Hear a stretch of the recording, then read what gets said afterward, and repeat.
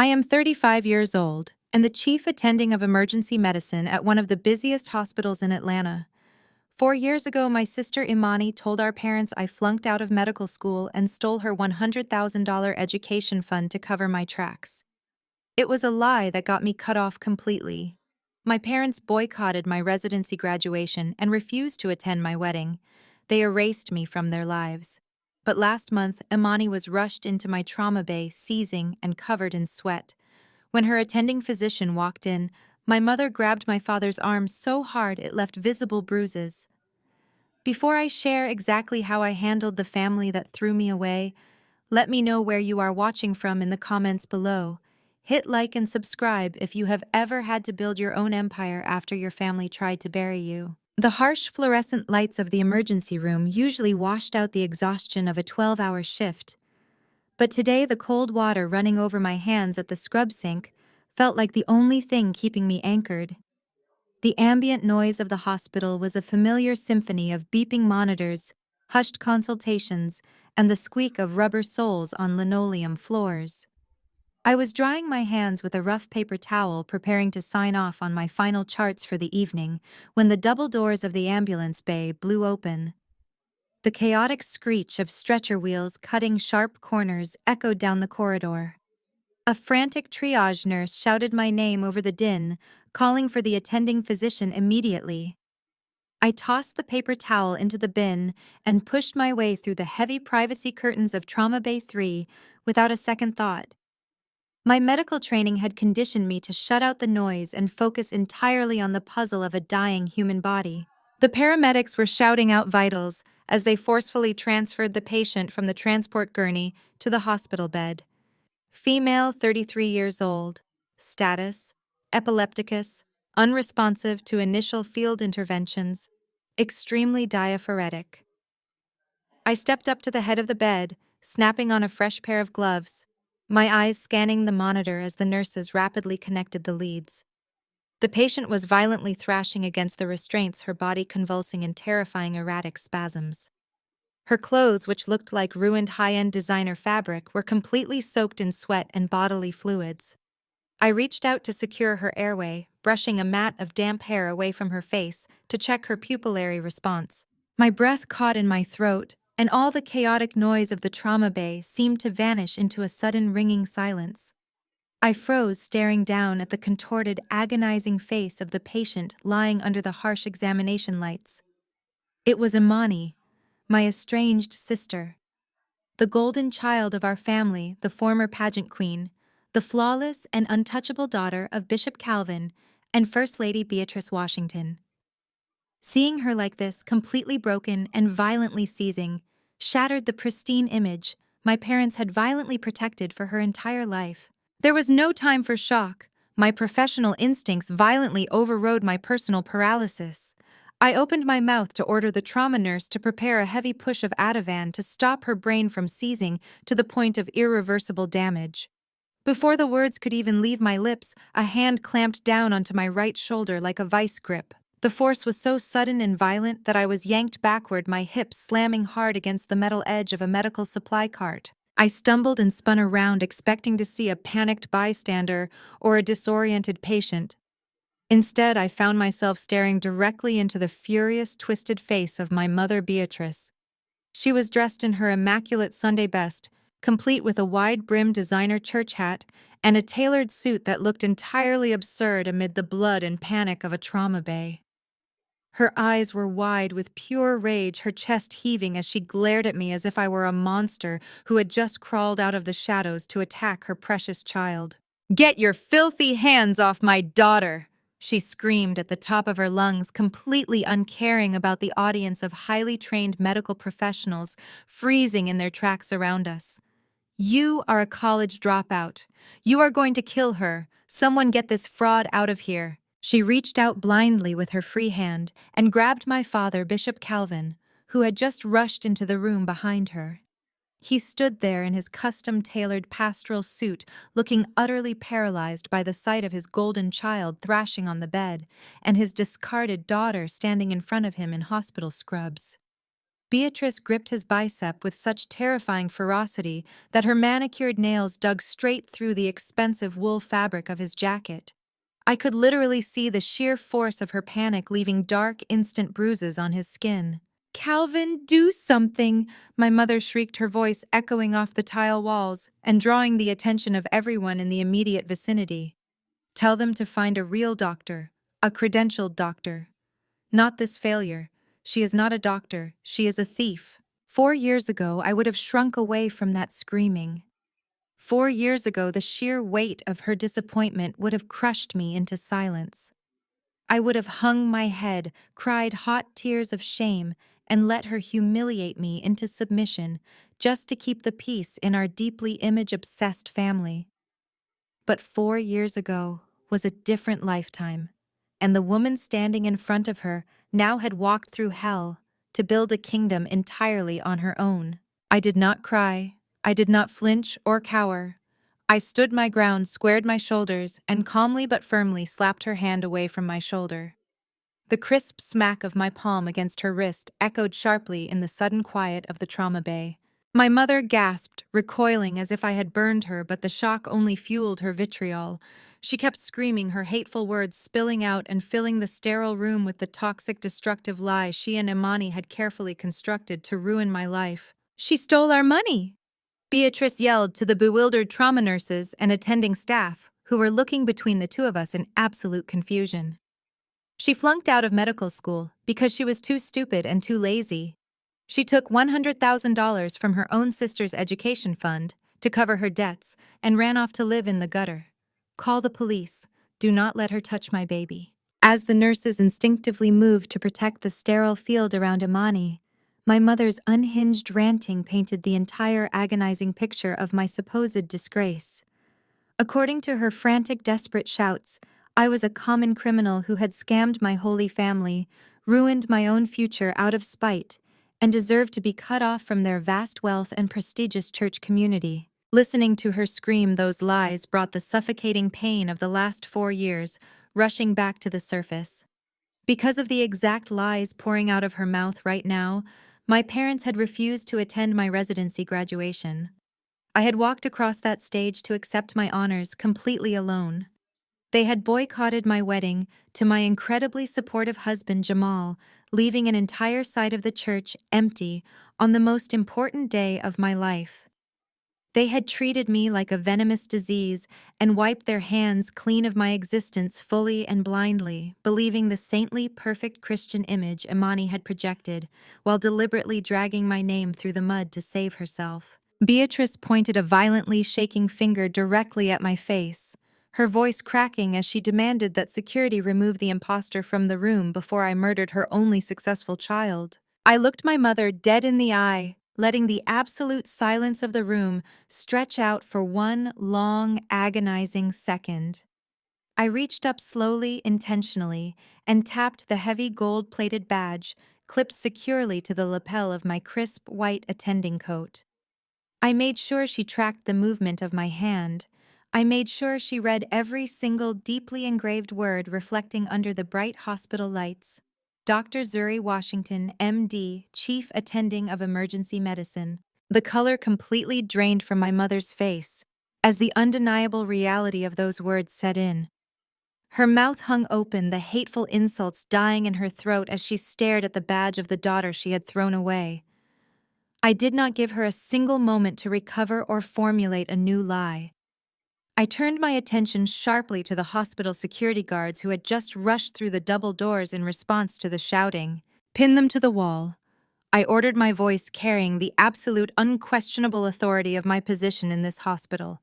"Keep them away from my patient so I can save my sister's life." The two security guards did not hesitate. They moved in perfect synchronization, firmly grasping my mother by the shoulders and stepping in front of my father. Beatrice shrieked something about a lawsuit, her voice cracking as they guided her backward toward the heavy double doors of the trauma bay. My father raised his hands in a gesture of surrender, his face pale and slick with sweat. He tried to muster that booming pastoral authority that commanded thousands every Sunday, but here in my domain, he was completely powerless. He stumbled backward, his polished loafers squeaking against the tile. Just as the guards were pushing my parents out into the hallway, the doors violently swung inward, nearly striking a triage nurse. Connor barged into the room. He was wearing a rumpled, ill-fitting suit that screamed counterfeit designer, his face flushed an angry, blotchy red. He reeked of cheap cologne and the kind of frantic, desperate energy that comes from losing control of a narrative. He did not even cast a glance toward the bed where his wife lay, thrashing, choking on her own saliva, her designer dress hiked up around her thighs. His eyes locked entirely on me. He marched forward, pointing a trembling finger at my face. "What the hell do you think you are doing?" he demanded, his voice thick with unearned arrogance. "Do you know who I am? I am a premium donor to this hospital network. I pay your salary dropout. Step away from my wife right now before I have you arrested for practicing medicine without a license." I did not flinch. I did not raise my voice. I simply turned away from the crashing monitors and looked him up and down. The sheer audacity of this man, a faux wealthy real estate scammer who had leeched off my family for years trying to intimidate me in my own emergency room, was laughable. I noted the sweat beading on his forehead, the frantic twitch in his jaw. He was terrified, but not for Imani. He was terrified of being found out. But there was no time to dissect his pathetic display. Imani's oxygen saturation was plummeting into the low 80s, the alarm on the monitor shifting to a continuous high-pitched wail. "Listen to me very carefully," I said, my tone dropping to a deadly icy calm that instantly sliced through his yelling. "Your wife is in status epilepticus. Her brain is currently experiencing electrical storms so severe that if I do not intervene in the next 60 seconds, she will suffer irreversible hypoxic brain damage. She will never wake up. I am the chief attending of emergency medicine, and I am the only physician in this building right now qualified to stop her brain from swelling to the point of no return. You do not pay my salary, Connor, but if you do not get out of my sterile zone this exact second, I will have security physically drag you out and ban you from the premises." Connor froze. His mouth opened and closed silently, the bluster instantly evaporating when confronted with absolute, unyielding authority. He glanced at my gold-plated badge, then at the team of trauma nurses staring him down with pure contempt. He took a step back, his faux bravado crumbling into naked panic. I did not wait for him to speak. I snapped my fingers and pointed at the door. The security guards grabbed him by the arms and hauled him backward, his expensive leather shoes dragging across the linoleum. The heavy doors slammed shut, sealing my toxic family outside and leaving me alone with my patient. "Push 4 milligrams of lorazepam," I ordered, turning my full attention back to Imani. The room erupted into organized, synchronized action. The trauma nurses moved with practiced efficiency, administering the medication through her intravenous line while I prepared the intubation kit. We needed to secure her airway immediately before she aspirated. I tilted her head back, gripping the cool metal of the laryngoscope, and carefully guided the tube down her throat, watching the vocal cords part. "I am in. Inflate the cuff. Start bagging her." As the respiratory therapist began pumping oxygen into her lungs, I finally had a moment to really look at my sister. Strip away the expensive salon highlights, the flawless makeup, and the designer clothes, and the physical toll became glaringly obvious. Her skin was unnaturally gray and mottled. Her cheekbones protruded sharply under the harsh lights, indicating a rapid, unhealthy weight loss. There were dark, sunken hollows beneath her eyes that no amount of concealer could truly hide. This was not the vibrant, glowing golden child who smiled from the church bulletins. This was a woman whose body was failing from the inside out. Slowly, the violent tremors racking Imani's body began to subside. Her muscles relaxed, her rigid spine loosening as the heavy sedative flooded her nervous system. The monitors, which had been screaming in erratic, terrifying rhythms, began to settle into a steady, rhythmic beep. We had stabilized her. I stepped back, stripping off my soiled gloves and tossing them into the biohazard bin. I let out a slow, controlled breath, the adrenaline of the resuscitation finally beginning to recede, leaving a sharp clarity in its wake. My sister was alive, but she was entirely dependent on a ventilator to breathe. The lead trauma nurse walked over and handed me a clinical iPad. Rapid blood panels and toxicology just came back from the lab, Dr. Washington. She said, her voice unusually quiet, almost hesitant. You need to see this. I took the tablet, swiping my finger across the glass screen to open her chart. I fully expected to see signs of a ruptured aneurysm, a sudden stroke, or perhaps an undiagnosed neurological disorder. I expected a tragic, unpredictable medical emergency that had struck down the perfect, untouchable daughter of the megachurch. I braced myself to explain a terrible medical tragedy to my parents. Instead, I stared at a screen glowing with bright red warning flags. My eyes scanned the toxicology report, reading the chemical compounds isolated in her bloodstream: benzodiazepines, amphetamines, high-grade synthetic opioids. The levels were astronomically high, completely off the charts, indicating a lethal, highly illicit cocktail of expensive narcotics that had completely overwhelmed her central nervous system and sent her body into shock.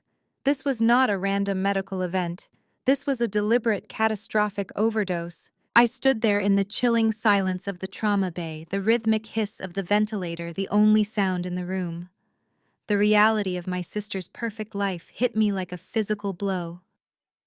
Imani Washington Sterling, the former pageant queen, the flawless, pious daughter who had stood at the pulpit and testified about grace and virtue, the woman who had convinced my parents I was a worthless dropout who stole their money to cover her own tracks, was a heavy-functioning addict. Her entire existence was a carefully constructed, chemical-fueled lie. The pristine respectability politics my parents prized above their own flesh and blood were nothing but a smokescreen for her severe addiction. And now that flawless facade was finally bleeding out onto my sterile emergency room floor, leaving me holding the undeniable scientific proof of her deceit in the palm of my hand. I traced my finger over the digital lines of the toxicology report displayed on the clinical tablet. The glowing red text feels like an anchor dropping straight into the pit of my stomach. Benzodiazepines, amphetamines, and a terrifyingly high concentration of fentanyl derivatives. The holy trinity of a high-end, extremely expensive addiction. The chemical cocktail currently ravaging her veins is not something you buy on a random street corner. It is meticulously sourced, the kind of habit that requires a very steady, very large stream of disposable income to maintain. I look up from the tablet to my sister, who is now rhythmically breathing only because a mechanical ventilator is forcing air into her lungs. The golden child. The pastor's perfect daughter. The woman who convinced my parents I stole her education fund because she needed a convenient scapegoat. Suddenly, the missing $100,000 makes terrifying, crystal clear sense. I hand the tablet back to the lead trauma nurse, keeping my voice perfectly steady and clinically detached as I issue the updated medical orders. We need to initiate a continuous flush of her system and prepare for a remarkably rocky withdrawal phase once she regains consciousness. I sign my name on the transfer papers to move her to the intensive care unit. My job in the trauma bay is finished. She is stabilized and out of immediate danger. Now I have to deal with the collateral damage pacing in the hallway. The automatic doors of the trauma bay slide open with a heavy mechanical hum, depositing me into the glaring, chaotic fluorescent light of the main emergency room corridor. I walk past bays filled with genuine tragedies, my mind racing with the absolute sickening hypocrisy of the Washington family. For 4 years, I was their ultimate pariah. I was the cautionary tale my father used in his Sunday sermons about the prodigal daughter who turned her back on grace, stole from her own blood, and was cast out into the wilderness. Meanwhile, his precious angel was shooting up highly illicit narcotics in the master bathroom of her gated suburban mansion. The sheer audacity of their performance makes my blood run hot, but I force my expression into an impenetrable mask of absolute professional calm. I round the corner into the main waiting room. The expansive space is packed with the usual Friday night crowd of worried families and coughing patients, but my parents and Connor are impossible to miss. They have commandeered a premium section of seating near the main reception desk, pacing the floor like caged animals. They are not acting like terrified family members waiting for news on a dying loved one. They are acting like corporate executives managing a sudden public relations crisis. Beatrice is furiously whispering into her cell phone, her free hand anxiously checking the placement of her immaculate designer hat. Connor is aggressively chewing on his thumbnail, his cheap, rumpled suit jacket thrown haphazardly over a plastic waiting room chair, his foot tapping a frantic rhythm against the linoleum. Bishop Calvin is standing tall near the vending machines, his hands clasped firmly behind his back, scanning the room with the practiced, calculating gaze of a man who is always performing for an audience. As soon as Calvin spots my white coat emerging from the restricted double doors, he marches directly toward me. He does not ask if his daughter is breathing. He does not ask if her heart has stopped or if she has suffered permanent brain damage. He looks entirely past me, his eyes darting nervously toward a cluster of people sitting near the emergency exit. I follow his gaze and recognize them instantly. Deacon Hayes and his wife, prominent wealthy members of Calvin's 5,000-member congregation, are sitting in the public emergency room, waiting for a grandchild's broken arm to be evaluated. Calvin grabs my elbow, his grip tight, sweaty, and unyielding, and attempts to physically pull me away from the center of the room to avoid the public eye. I plant my feet firmly on the tile, refusing to be corralled into a corner like an errant, disobedient child. He leans in close, the scent of his expensive peppermint aftershave barely masking the sour smell of his panic. He drops his voice into that booming, resonant baritone he uses to command thousands of worshippers from his pulpit. He demands that I transfer Imani to the VIP penthouse recovery suite immediately. He insists with absolute authority that it is entirely unacceptable for the daughter of Bishop Washington to be paraded through the public corridors of a city hospital where anyone from his congregation might see her in such a compromised, humiliating state. I stare at the man who gave me life, completely disgusted by the words leaving his mouth.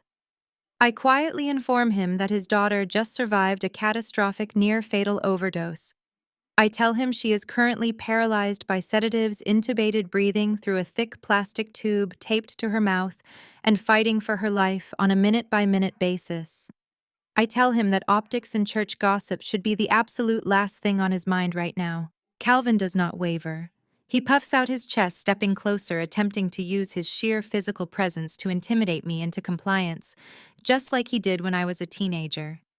He tells me that I have already caused enough embarrassment and shame for this family to last a lifetime, and that the very least I can do is use my supposed authority to protect my sister's dignity. He demands I secure the private restricted elevator and bypass the public intensive care floors entirely. He wants her hidden away behind the heavy mahogany doors of the penthouse wing, where the nurses sign strict non-disclosure agreements. The linens are imported silk, and the church deacons cannot accidentally wander past the room and see the golden child hooked up to life support. Connor notices the tense confrontation and struts over, puffing his chest out to stand shoulder to shoulder with my father. He crosses his arms, looking at me with absolute disdain. He backs up Calvin without a second thought, loudly demanding the best private room in the entire hospital network for his wife. He complains that the smell of the public emergency room is making him nauseous, and that they have already waited long enough among the commoners. He looks at my badge sneers and tells me to stop stalling, stop acting jealous, and just do my job for once in my life. I feel a slow, chilling smile spread across my face. I look Bishop Calvin dead in the eye, my voice perfectly level and clinically detached, stripping away all the emotion he expects me to feel. I tell him that I am more than happy to authorize the immediate transfer to the VIP penthouse wing. I plainly state that the hospital administration requires a $15,000 upfront deposit for those specific luxury suites payable by wire transfer or premium credit card before the patient is even allowed to enter the private elevator. I shift my gaze to Connor, the man who supposedly earns millions in high-stakes real estate, the man who supposedly rescued my sister from the financial ruin I allegedly caused, the man who just threatened to have me fired. I gesture toward the main billing desk across the lobby. I tell them to head over there right now, assuming the wealthy, successful son-in-law will effortlessly cover the deposit so we can get Imani safely hidden from the prying eyes of the congregation. Connor scoffed loudly, a harsh and grating sound that cut right through the steady hum of the emergency room. He completely ignored the gravity of the medical crisis unfolding just on the other side of the trauma bay doors. To him, my sister lying on a ventilator was entirely secondary to the immediate threat of a bruised ego. He stepped forward aggressively, invading my personal space, trying to use his physical height to intimidate me, just as he had always done at family dinners. He aggressively adjusted the lapels of his rumpled suit, a cheap imitation of a high-end designer cut that bunched awkwardly at his shoulders. With a thoroughly practiced smirk, he reached into his inner pocket and whipped out a sleek black metal credit card. He held it between his index and middle fingers, brandishing it under the glaring fluorescent lights as if it were a royal decree. "Go fetch the card reader, Zuri. Let the real adults handle the bills." His voice dripped with an unbearable smugness, completely oblivious to the reality of the situation. He genuinely believed that flashing a piece of metal would instantly erase my authority, reduce me back to the role of the subservient failure, and force me to scurry away like an obedient servant. He looked around the waiting area, making sure the passing orderlies and the handful of wide-eyed patients sitting in the plastic chairs were witnessing his grand display of financial dominance. He wanted everyone to see that Connor Sterling, the wealthy real estate investor, was here to save the day with his limitless resources. Before I could even formulate a response to his sheer delusion, my mother stepped right up beside him, eager to pile onto the humiliation. Beatrice crossed her arms over her chest, her eyes raking up and down my hospital-issued scrubs with visceral disgust. She looked at me as if I had crawled out of a dumpster and tracked mud onto her pristine white carpets. "You clearly scammed your way into this job," she sneered, her voice carrying a venomous edge that I had not heard directed at me in 4 long years. "It is your Christian duty to pay for your sister's suite after what you stole from us." The words hit the air heavy and loaded, dragging the toxic history of our family right out into the middle of the crowded hospital lobby. It was the same tired, recycled narrative she had weaponized against me the day they changed the locks on the family home. In her mind, the $100,000 education fund that had vanished from their accounts was entirely my fault. Imani had pointed the finger at me, and Beatrice had eagerly played the role of the righteous victim, claiming my jealousy over Imani's perfect life had driven me to steal. Now, standing in the very hospital where I served as the chief attending, she was using that fabricated crime to demand I fund her golden child's secret addiction recovery. I looked at my mother, clutching her expensive handbag like a shield, and then at Connor holding his metal card like a sword. I looked at the utter absurdity of these two people standing in my emergency room demanding VIP treatment for a woman whose veins were currently flooded with black market narcotics, all while trying to shame me for a theft I never committed. I started to laugh. It was not a polite chuckle or a nervous giggle. I laughed aloud, a full, rich, booming sound that echoed right in the middle of the busy emergency room. Several nurses at the main station turned their heads, their eyes wide with surprise. A passing respiratory therapist paused in his tracks. My laughter was completely devoid of the fear and submission my parents had always demanded from me. It was the laugh of a woman who had spent 4 years breaking her back to build a massively successful medical career, while the people who discarded her were entirely bankrolling their lives on fake wealth and empty promises. My mother's face twisted into a mask of pure fury. "How dare you laugh at me?" she hissed, her voice shaking with rage. "We are talking about your sister's life and our family's reputation." I abruptly stopped laughing, my expression instantly hardening back into a clinical, unyielding mask. I did not owe them a single dime, and I certainly did not owe them the comfort of keeping their secrets. I turned away from my seething mother and raised my hand, signaling the senior billing nurse who had been watching the entire confrontation from the triage desk. Maria, an experienced nurse who had absolutely zero patience for entitled family members, quickly unclipped the mobile payment terminal from her station and marched over to us. She looked at Connor with an unimpressed, flat expression, holding out the black plastic machine. $15,000 for the VIP suite deposit, sir," Maria stated clearly, her voice devoid of any customer service warmth. We require the payment to clear before transport is authorized. Connor practically snatched the machine from her hands, shooting me a triumphant, arrogant glare. He held the black metal card with a flourish, making a grand theatrical show of sliding it through the reader. He pressed the heavy card firmly into the slot and swiped it down, fully expecting the machine to instantly print out a receipt, cementing his status as the family savior. We all stood in silence as the digital screen displayed the word processing. My father stood slightly behind my mother, his chest puffed out, waiting for the transaction to finalize so he could resume barking orders about moving Imani out of the public eye. My mother shot me a final superior glare, as if this transaction would definitively prove that my medical degree was nothing compared to the sterling family wealth. The machine paused for 2 agonizing seconds, and then the terminal emitted a sharp, loud, incredibly distinct electronic beep. The bright digital screen flashed a bright red error message that was entirely impossible to misinterpret. Declined. The sharp electronic beep of the mobile payment terminal sliced through the heavy tension of the emergency room lobby like a sterile scalpel. It was a single abrupt sound followed instantly by the bright glaring red letters flashing across the small digital screen. Declined. Connor blinked his head, jerking back slightly as if the machine had just physically struck him. The insufferable smug smirk that had been plastered across his face completely froze, then slowly melted away, replaced by an expression of pure, unadulterated confusion. He let out a harsh, breathless scoff, his hand shooting out to snatch the heavy metal card right back out of the billing nurse's hand. He held it up, staring at the black titanium, as if it had somehow betrayed him.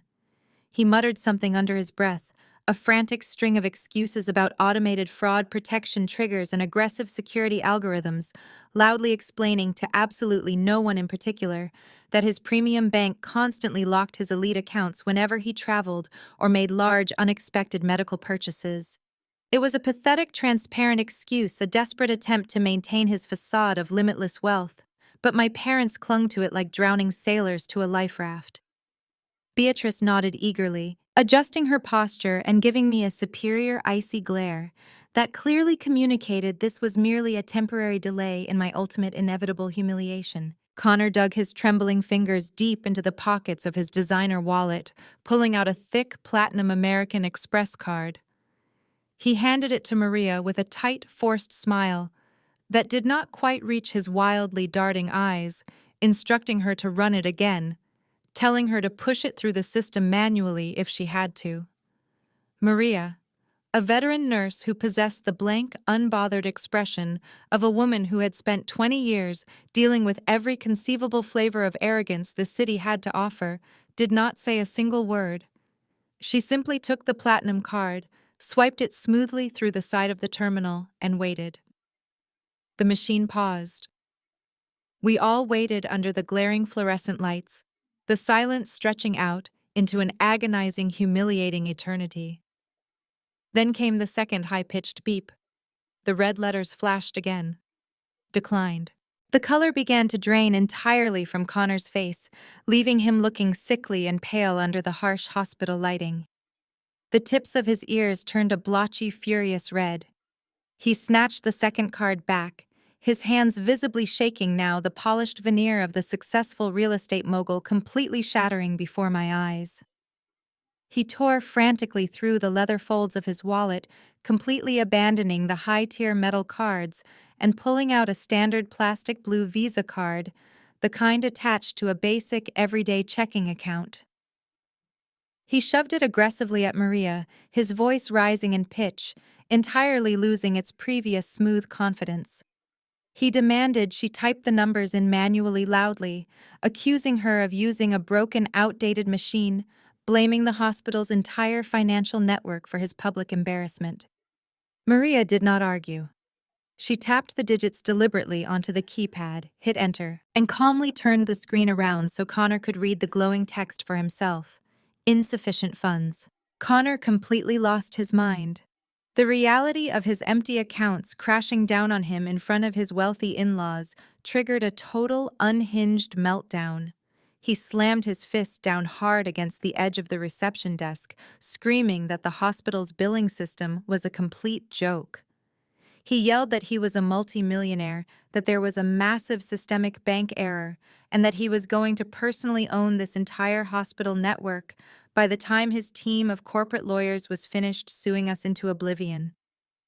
Saliva flew from his mouth as he berated Maria, calling her incompetent, demanding she call his private wealth manager immediately, throwing a violent temper tantrum that echoed off the high ceilings of the emergency department. This was the exact catastrophic nightmare Bishop Calvin and First Lady Beatrice had spent their entire adult lives desperately trying to avoid. A public, loud, incredibly messy spectacle. I watched my father physically shrink into his custom-tailored suit. Calvin looked over his shoulder, his eyes wide with absolute horror. Deacon Hayes and his wife, two of the most prominent wealthy donors in his massive congregation, were no longer just casually sitting near the emergency exit waiting for their grandson. They were standing up, their eyes wide openly, watching the beloved pastor's son-in-law scream about money and lawsuits in the middle of a public lobby. Other people in the waiting room were turning around, whispering, pointing, and I could clearly see the bright telltale glow of cell phone screens as a few bystanders began recording the humiliating meltdown. Beatrice reached out, her hands shaking, as she frantically grabbed Connor's arm, begging him in a harsh, desperate whisper to lower his voice. She reminded him of the church members watching, pleading with him to compose himself, to act like a gentleman, to call his bank quietly in the corner so they could just pay the $15,000 and get Imani out of this filthy public place. She was still desperately clinging to the illusion that Connor actually had the money, terrified of the social ruin unfolding around her. But Connor was not listening to her. He violently yanked his arm out of her grasp. The reality of his declined cards had triggered a completely different, much darker kind of panic inside his head. He stopped yelling at the billing nurse and spun around to face me, his chest heaving. His eyes were wide, darting frantically toward the heavy double doors of the trauma bay where his wife lay, hooked up to a ventilator. I could practically see the terrifying realization clicking into place behind his eyes. If he could not pay the $15,000 upfront deposit for the private, secluded VIP penthouse suite, Imani would have to be transferred immediately to the standard public intensive care unit. And if she went to the standard intensive care unit, she would be under standard hospital protocols. That meant official, unsealed, highly scrutinized medical records. It meant a formal, documented toxicology report detailing her massive, catastrophic overdose on a lethal cocktail of illegal narcotics. It meant mandatory reports to the state, potential police involvement, and a permanent, undeniable stain on her official record that no amount of church money, prayer, or public relations spin could ever erase. His perfect, highly profitable marriage to the pastor's flawless daughter was about to explode into a massive criminal scandal. Connor abruptly changed his entire demeanor. He smoothed down the lapels of his rumpled suit jacket, slicked his sweaty hair back from his forehead, and looked at me with wild, desperate, terrifying eyes. He completely abandoned the argument about the bank error. He loudly declared that Imani did not need to be in this incompetent, filthy public hospital anyway. He announced, his voice carrying a manic edge, that he was taking her out of our care immediately. He claimed he knew a private, incredibly discreet rehabilitation clinic up in the mountains that catered specifically to high-net-worth individuals, a place where they did not ask intrusive questions, where they did not run unnecessary tests, and where they absolutely never involved the authorities. He demanded that I release her to his custody right this very second so he could arrange a private transport. I stared at him, my expression completely flat, completely unmoved by his frantic demands. I calmly informed him that his wife was currently paralyzed by medical sedatives, relying entirely on a mechanical ventilator to push oxygen into her failing lungs, and that attempting to move her without a fully equipped mobile intensive care unit would be a guaranteed instantaneous death sentence. Connor did not care. The threat of her medical records going public completely outweighed the threat to her life. He puffed his chest out, stepping into my personal space, his voice dripping with venomous, desperate entitlement. He reminded me loudly that he was her legal, lawful husband, and he was her primary medical proxy. Under the law, he stated, he had the absolute, undeniable right to refuse care on her behalf. He had the right to sign her out against medical advice regardless of my medical opinion. He turned his back to me, practically climbing over the reception desk as he screamed at Maria to print the AMA release forms immediately. He demanded the paperwork, threatening to call the police on the hospital for kidnapping if we held his wife against his legal will.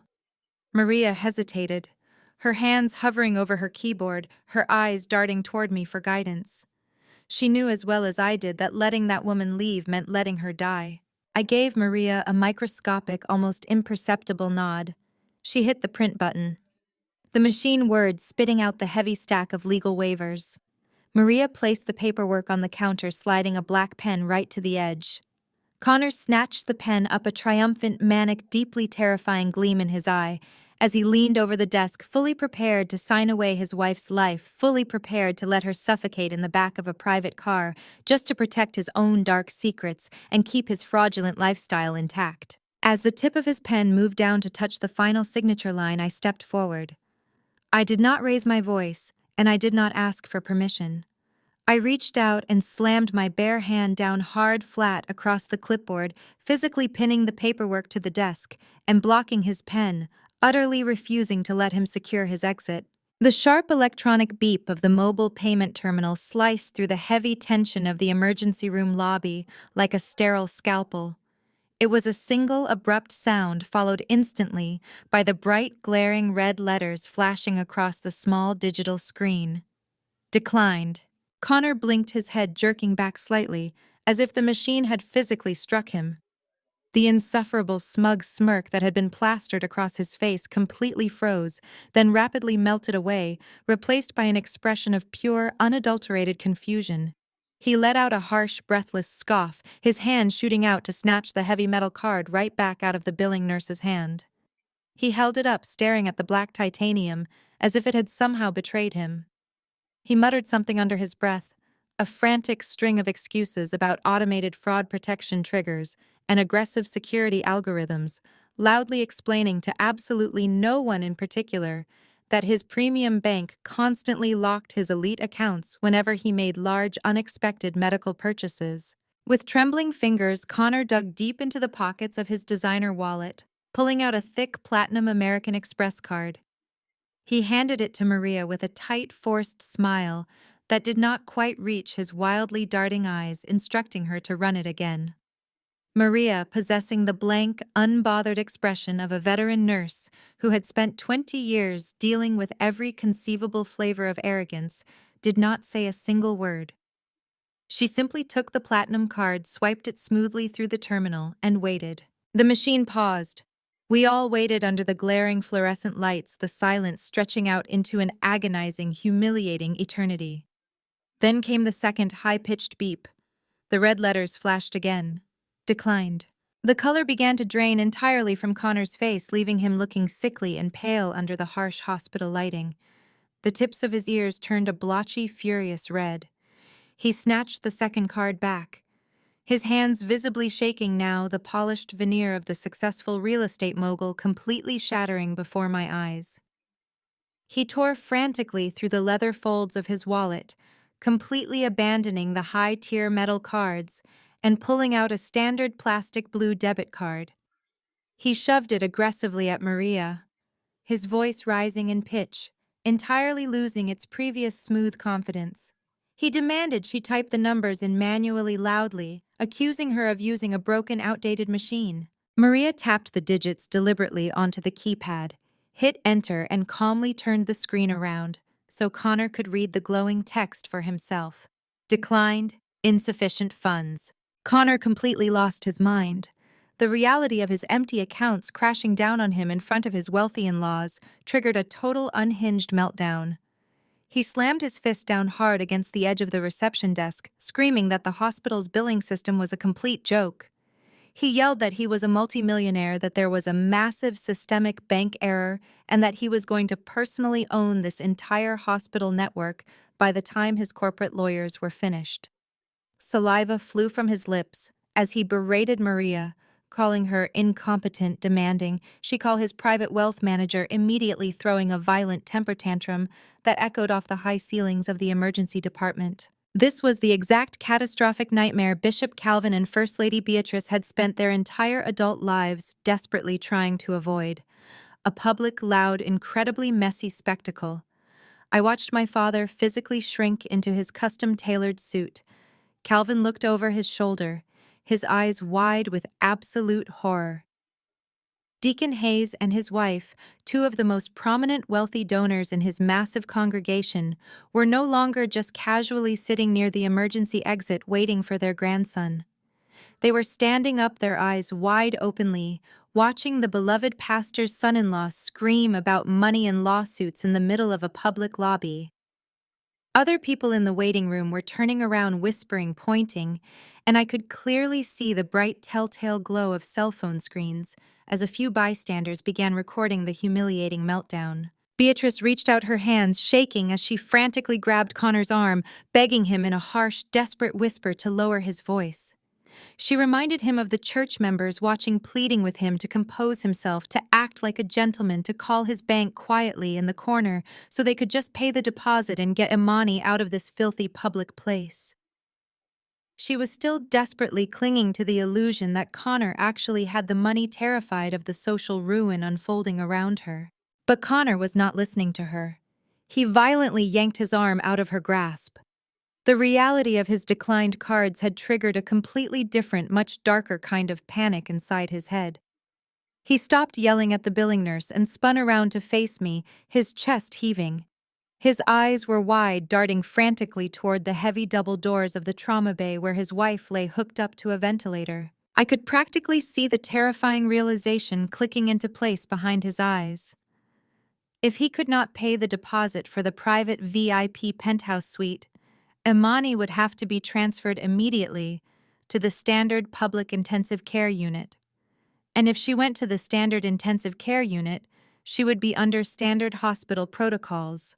That meant official, unsealed, highly scrutinized medical records. It meant a formal documented toxicology report detailing her massive catastrophic overdose on a lethal cocktail of illegal narcotics. It meant a permanent, undeniable stain on her official record that no amount of church money, prayer, or public relations spin could ever erase. His perfect, highly profitable marriage to the pastor's flawless daughter was about to explode into a massive criminal scandal. Connor abruptly changed his entire demeanor. He smoothed down the lapels of his rumpled suit jacket, slicked his sweaty hair back from his forehead, and looked at me with wild, desperate eyes. He completely abandoned the argument about the bank error. He loudly declared that Imani did not need to be in this incompetent, filthy public hospital anyway. He announced, his voice carrying a manic edge, that he was taking her out of our care immediately. He claimed he knew a private, incredibly discreet rehabilitation clinic up in the mountains that catered specifically to high-net-worth individuals, a place where they did not ask intrusive questions, where they did not run unnecessary tests, and where they absolutely never involved the authorities. He demanded that I release her to his custody right this very second so he could arrange a private transport. I stared at him, my expression completely flat, completely unmoved by his frantic demands. I calmly informed him that his wife was currently paralyzed by medical sedatives, relying entirely on a mechanical ventilator to push oxygen into her failing lungs, and that attempting to move her without a fully equipped mobile intensive care unit would be a guaranteed instantaneous death sentence. Connor did not care. The threat of her medical records going public completely outweighed the threat to her life. He puffed his chest out, stepping into my personal space, his voice dripping with venomous, desperate entitlement. He reminded me loudly that he was her legal, lawful husband, and he was her primary medical proxy. Under the law, he stated he had the absolute, undeniable right to refuse care on her behalf. He had the right to sign her out against medical advice, regardless of my medical opinion. He turned his back to me, practically climbing over the reception desk, as he screamed at Maria to print the AMA release forms immediately. He demanded the paperwork, threatening to call the police on the hospital for kidnapping if we held his wife against his legal will. Maria hesitated, her hands hovering over her keyboard, her eyes darting toward me for guidance. She knew as well as I did that letting that woman leave meant letting her die. I gave Maria a microscopic, almost imperceptible nod. She hit the print button. the machine whirred, spitting out the heavy stack of legal waivers. Maria placed the paperwork on the counter, sliding a black pen right to the edge. Connor snatched the pen up, a triumphant, manic, deeply terrifying gleam in his eye, as he leaned over the desk, fully prepared to sign away his wife's life, just to protect his own dark secrets. As the tip of his pen moved down to touch the final signature line, I stepped forward.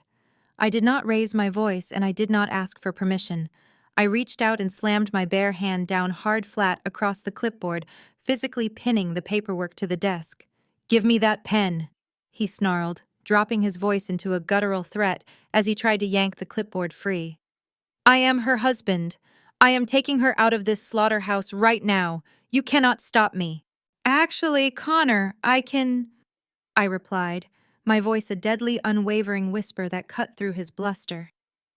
And I just did. I pulled the clipboard out from under his reach and handed it back to Maria, who was watching the exchange with wide, approving eyes. I took a step forward, forcing Connor to back up. "You do not get to sign her out against medical advice to save your own miserable reputation," I stated, locking my eyes onto his sweating, panicked face. Imani's toxicology report confirms a massive, deliberate, and highly lethal overdose of synthetic opioids and amphetamines. Medically and legally, that constitutes a catastrophic self-harm event. Because she is an immediate critical danger to herself, I am officially invoking a 72-hour involuntary psychiatric hold. Calvin gasped loudly from behind Connor. Beatrice let out a muffled shriek, clutching her pearls. "You cannot do that to your own sister!" she wailed, horrified at the prospect of the church finding out Imani was under a psychiatric hold. "I am the chief attending of this emergency department," I continued, completely ignoring my mother's hysterics. "I have the absolute authority to invoke this hold, and the moment I sign that order, your medical proxy is entirely stripped, Connor. You have zero legal rights over her care, her location, or her medical records for the next 3 days. She stays exactly where she is, under heavy guard, and her blood work goes on the official permanent record." Connor exploded. His face turned a dangerous shade of crimson. He began screaming at the top of his lungs, pointing his finger inches from my nose. He threatened to call the police, to have me arrested for kidnapping, to sue the hospital for millions. He was completely unhinged, spittle flying from his lips as he raved about his rights and his lawyers. Before hospital security could even step in to physically restrain him, the automatic doors of the ER lobby slid open. Jamal walked in. My husband. He was wearing his usual tailored dark jeans and a sharp-fitted blazer, holding a brown paper bag carrying the spicy takeout he knew I craved after a brutal 12-hour shift. He carried himself with the quiet, grounded confidence of a man who actually built his wealth from the ground up, rather than faking it with counterfeit suits and loud demands. Jamal took exactly one look at the scene unfolding at the billing desk. He saw my parents cowering in panic. He saw the exhausted ER staff staring, and he saw Connor red-faced and screaming, leaning aggressively into my personal space. Jamal's warm, easygoing smile vanished instantly. His dark eyes narrowed into a cold, hard stare. He did not rush. He walked with measured, deliberate steps across the linoleum floor, placing the takeout bag gently on the edge of the reception counter. Then he smoothly inserted himself directly between Connor and me, shielding me with his broad shoulders. "Take exactly one step back, Connor," Jamal said. His voice was not loud, but it carried a low, dangerous frequency that made the hair on my arms stand up. "Before I make you." Connor scoffed, trying to maintain his faux alpha male persona, but he instinctively took a step back, his eyes darting nervously up to Jamal. "This is none of your business, Jamal. Keep out of family matters. Your wife is trying to kidnap Imani." Jamal ignored the accusation completely. He glanced over his shoulder at me, checking to ensure I was unharmed before his eyes locked onto the 3 declined credit cards still scattered on the counter next to the billing terminal. He looked at Connor's sweating forehead, the manic panic in his eyes, and the desperate way my parents were hovering nearby. Jamal ran an elite, highly sought-after cybersecurity firm. His entire career was built on dismantling digital facades, tracking hidden assets, and exposing corporate fraud. He recognized the distinct smell of a desperate cornered con artist from a mile away. Having some liquidity issues, Connor? Jamal asked, a slow, knowing smile spreading across his face. Bank error. Connor snapped defensively, his voice cracking slightly. My premium accounts are frozen for fraud protection. It happens when you have real wealth. Right. Real wealth. Jamal murmured, unzipping his leather messenger bag. He pulled out his sleek silver laptop and popped it open right there on the hospital billing desk. Let us take a quick look at that premium wealth, shall we? What are you doing? Calvin demanded, stepping forward to intervene. Shut that computer down immediately. This is highly inappropriate. Jamal did not even look at my father. His fingers flew across the keyboard with blinding speed, bypassing standard search engines and diving straight into the deep web databases and restricted financial registries his firm used for high-level corporate vetting.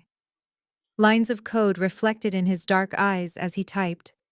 The lobby was deathly quiet, the only sound the rapid clack of the keys and the rhythmic hiss of the automatic doors opening and closing in the distance. Connor shifted his weight nervously from foot to foot, opening his mouth to object again, but no words came out. He was watching Jamal's screen with naked, escalating terror. Less than 60 seconds later, Jamal hit the enter key one final time. He studied the screen for a moment, letting out a low, impressed whistle. He slowly turned the laptop around so the glowing display faced me, leaving Connor and my parents entirely in the dark. Well, look at that, Jamal said, his voice dripping with icy satisfaction. Connor is not just experiencing a bank error. And he certainly is not just broke. I leaned forward, my eyes scanning the heavily encrypted federal database Jamal had somehow accessed in under a minute. The screen was filled with red flags, frozen asset markers, and heavily redacted court filings. Your premium son-in-law, Jamal announced, turning his head to look directly at my horrified parents, is currently under an active, massive federal investigation for interstate wire fraud and money laundering. His accounts are not frozen for protection. They are seized by the FBI. Connor stood completely paralyzed. The color drained from his face at a terrifying speed, leaving his skin a sickly mottled gray under the harsh fluorescent lights of the emergency room lobby. The reality of Jamal's words, the federal investigation, the seized assets, the FBI settled over him like a physical weight. He opened his mouth to formulate an excuse to spin another elaborate lie, but only a pathetic, raspy exhale escaped his throat. He looked absolutely broken. Beatrice clutched her chest, her eyes wide with unadulterated horror as she stared at the glowing laptop screen, unable to comprehend that her perfect, high-value son-in-law was a common criminal. But Bishop Calvin was a man of action, a man entirely obsessed with optics and public perception. He snapped his head around, scanning the waiting room. He saw Deacon Hayes standing by the vending machines, his cell phone raised, capturing the entire humiliating spectacle. He saw the whispers rippling through the crowd of patients and nurses.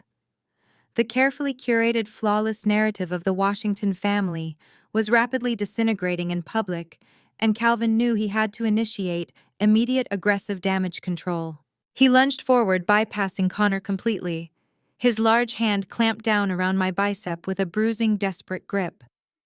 Before I could forcefully shake him off, he physically shoved me toward the heavy wooden doors of the adjacent family consultation room. He dragged me inside and slammed the door shut instantly, cutting off the chaotic noise of the emergency department and sealing us in absolute silence. The consultation room was a small, soundproofed, sterile space equipped with a round table and a few fabric chairs. It was a room designed for delivering the worst possible medical news to grieving families. Today, however, it was going to serve as my father's private interrogation chamber. Calvin released my arm and immediately began pacing the short length of the room, running his hands over his balding head. He turned to face me, completely dropping the polished, benevolent pastor persona he wore for his congregation. His eyes were cold, calculating, and ruthless. He pointed a rigid finger at one of the chairs, commanding me to sit down, using the exact same authoritarian tone he had used to discipline me when I was a teenager. I remained firmly planted on my feet. I crossed my arms over my chest, meeting his furious, manic gaze with absolute professional detachment. He stepped into my personal space, attempting to use his physical stature to force my submission. He lowered his voice into that booming, resonant baritone, weaponizing his pastoral authority. He told me that the Sterling family was currently facing a minor, unfortunate financial misunderstanding, but that issue was entirely secondary to the immediate crisis of Imani's reputation. He insisted with frantic urgency that if the congregation found out his golden daughter was a drug addict, it would utterly destroy the church's current multi-million-dollar fundraising campaign for their new community center. Calvin leaned in close, the scent of his expensive peppermint cologne suffocating in the small room. He looked me dead in the eye and delivered a direct, uncompromising command. He ordered me to log into the hospital's central database, access Imani's medical file, and completely scrub the toxicology report. He did not ask. He demanded. He then provided me with the exact fabricated script he had already concocted in his head to explain her catastrophic condition. Imani did not overdose on a lethal cocktail of synthetic opioids and amphetamines. He stated, his voice dripping with forced conviction. She had a severe, sudden allergic reaction to shellfish at a private catered dinner party. It was a tragic, unavoidable medical emergency. It was an act of God, not a moral failing. He invoked the scripture demanding I perform my familial and Christian duty to protect the righteous, untouchable image of the Washington family from the malicious gossip of the public. I did not blink. I did not waver. I simply stared at the man who had given me life, a man who was actively ordering a medical professional to commit a massive career-ending crime just to save his weekly tithing numbers. I told him absolutely not. I kept my voice perfectly level, stripping away any emotion he could possibly use against me. I informed him that the rapid blood panels were already logged, time-stamped, and permanently distributed to the lab technicians, the intensive care unit charge nurses, and the hospital's legal risk management team. I told him the truth was already cemented in the system, and no amount of pastoral intimidation could erase the chemical reality of his daughter's severe addiction. Calvin's face contorted into a mask of pure, unadulterated venom. The sheer rage of being denied by his chosen scapegoat caused him to lose what little restraint he possessed. He unleashed a torrent of deeply personal, vicious insults, abandoning the church crisis to attack me directly. He called me a bitter, jealous dropout who had spent her entire miserable life resenting Imani's grace, beauty, and favor. He laughed a harsh, cruel laugh, claiming that I was only doing this because I was pathetic and lonely. He said I was furious that I could never secure a high-value, wealthy provider like Connor. He actually stood there and praised the man, entirely ignoring the fact that his precious son-in-law was currently dodging federal wire fraud charges. He told me I was weaponizing my little hospital job to destroy my sister out of pure unchristian spite. Then came the ultimate threat. Calvin pulled his sleek smartphone from his tailored slacks, waving it aggressively in my face. He promised me that if I did not walk out of this consultation room and alter those medical records this exact second, he would personally call the chief executive officer of the hospital network. He boasted about his status as a platinum-tier donor, his extensive political connections within the city council, and his influence over the hospital board of directors. He swore he would have my medical license permanently revoked before sunrise. He promised to entirely destroy my career, leaving me with absolutely nothing, ensuring I was publicly disgraced and banned from practicing medicine in this state ever again. The silence in the soundproofed room grew incredibly heavy. Calvin stood there, his chest heaving, his jaw set in a hard line. He fully expected me to crumble into tears. He expected me to drop to my knees, beg for his forgiveness, and obediently log into the computer system to forge the documents. He expected the terrified, submissive girl he had banished to the streets 4 years ago. Instead, I let out a slow, controlled breath. I looked down at my gold-plated badge, the badge I had earned through grueling, sleepless years of medical school and residency, while completely cut off from his financial support. I looked back up at his furious, expectant face. I kept my voice dangerously quiet and perfectly articulated. I explained to him using precise legal terminology that altering a time-stamped verified medical record to cover up an illicit drug overdose is not just a breach of internal hospital policy. It is a severe federal felony. It carries mandatory, unavoidable prison time. I looked him dead in the eye and told him that I would not burn my hard-earned medical license and walk into a federal penitentiary just to protect a drug addict and a desperate real estate scammer. Calvin's mouth dropped open, genuinely shocked by my absolute unyielding refusal. He took a sharp breath, preparing to shout another threat, ready to escalate his intimidation tactics. I held up my hand, cutting him off completely. I took a deliberate step toward the heavy wooden door, grasped the silver handle, and pulled it open. Jamal was standing right outside in the hallway, his laptop tucked securely under his arm. His expression was a mask of cold, calculated fury, his dark eyes locked onto my father. I waved my husband into the small, sterile room and softly clicked the door shut behind him, sealing the three of us inside. I turned back to Bishop Calvin, who was now staring at Jamal with a potent mixture of confusion and rapidly rising panic. I took my husband's hand, feeling the solid, reassuring warmth of his grip.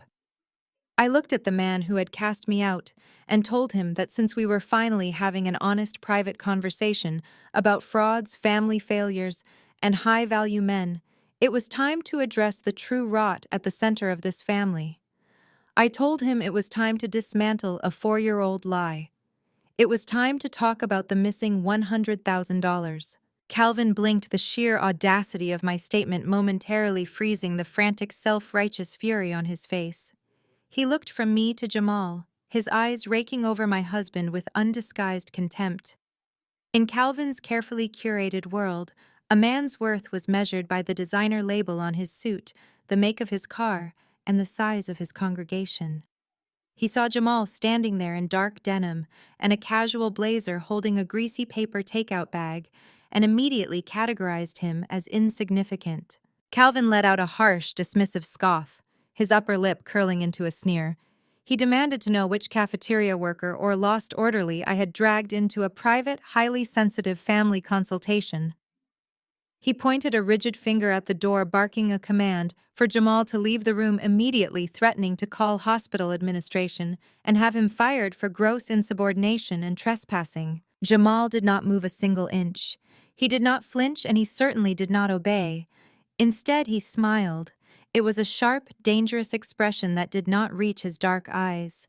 He calmly placed the takeout bag on the small, circular table, smoothed the lapels of his blazer, and extended his right hand toward my father. Jamal stated with absolute, unwavering authority that he was no orderly. He introduced himself formally as my husband, the founder and chief executive officer of an elite cybersecurity firm, and the man who was currently watching a supposed man of God make a monumental fool of himself. Calvin recoiled violently, stumbling backward a half step as if Jamal had physically struck him across the jaw. A husband. The word seemed to short-circuit his brain. I had gotten married without his permission, without his blessing, without a massive, heavily publicized church spectacle to boost his social standing. He began to sputter, his face turning a mottled red, demanding to know how I could disrespect the Washington family legacy by eloping in secret with a complete stranger. I cut him off immediately. I stepped forward, closing the distance between us, forcing him to look at me. I told him in a voice as cold as ice that we were not here to discuss my wedding. We were here to discuss the night he threw me out of his house with nothing but a trash bag full of clothes and a broken heart. I looked straight into his eyes and laid bare the absolute rotting center of our family's dysfunction. I stated the fact plainly. 4 years ago, he had banished his own daughter to the streets without a second thought because Imani came to him crying. Perfect manufactured tears, claiming I had hacked into the family trust and stolen the $100,000 joint education fund. Calvin immediately puffed out his chest, his pastoral pride and stubborn ego rushing back to defend his terrible choices. He stated aggressively that the bank statements did not lie. He yelled that the money had been wire transferred completely out of the joint account the exact same week my medical school tuition was officially due. He pointed his finger at me again, accusing me of being a jealous, spiteful thief. He claimed I stole the money because I was too bitter and insecure to accept that Imani deserved a beautiful, lavish wedding and a comfortable high society life with a successful man. I let out a short, hollow laugh that echoed off the soundproofed walls of the consultation room. The sound made Calvin flinch. I asked him if he honestly, truly believed I needed to steal his money to pay for my medical education. I took another deliberate step forward, backing him against the wall. I told him I never touched a single solitary cent of that trust fund. I never needed to. I revealed the truth I had kept buried for years. I had been accepted into the Johns Hopkins University School of Medicine on a full-ride merit-based academic scholarship. Every single semester, every expensive lab fee, every clinical rotation, and every textbook was completely paid for by the university because I was at the absolute top of my class. Calvin stared at me in stunned, breathless silence. His jaw went slack. He demanded to know why I had never told them why I had hidden such a massive, prestigious achievement from my own parents. I turned my head slightly, gesturing toward the empty chairs, evoking the invisible presence of my mother. I told him to ask his precious wife. I reminded him of the countless times Beatrice had pulled me aside before church banquets and high society galas, her perfectly manicured fingers digging painfully into my arm. I quoted her exact venomous words. Beatrice had repeatedly commanded me to stop talking about science, medicine, and my grades.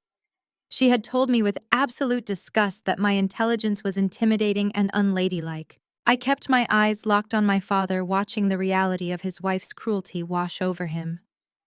I reminded him of Beatrice's constant warnings. She had told me that high-value, wealthy men like Connor did not want a woman who was smarter than them.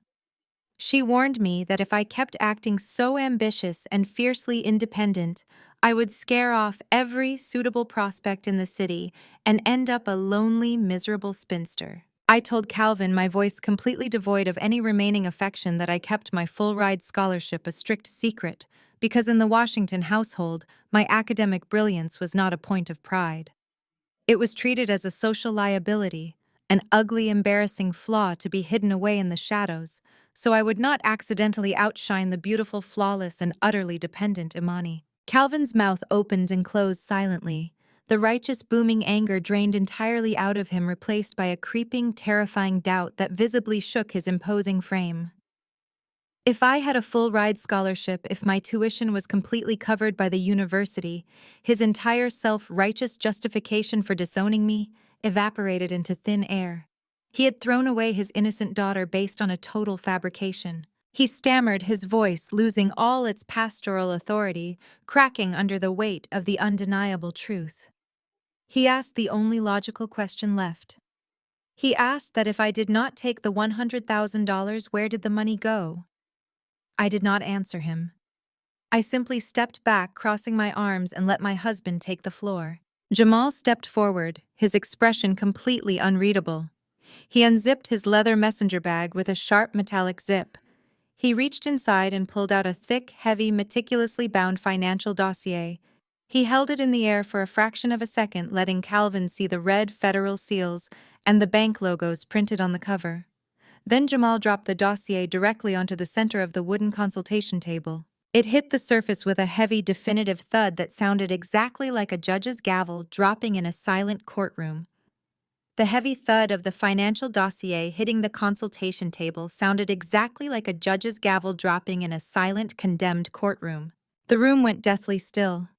The frantic, self-righteous fury that had been radiating from Bishop Calvin instantly evaporated, replaced by a suffocating, paralyzing tension. He looked from the thick stack of paper to Jamal, his eyes raking over my husband with undisguised aristocratic contempt. In Calvin's carefully curated, image-obsessed world, a man's worth was measured entirely by the designer label on his suit, the make of his luxury vehicle, and the size of his congregation. He saw Jamal standing there in dark denim and a casual blazer, holding a greasy paper takeout bag, and immediately categorized him as insignificant. Calvin let out a harsh, dismissive scoff, his upper lip curling into a sneer. He demanded to know which cafeteria worker or lost hospital orderly I had dragged into a private, highly sensitive family consultation.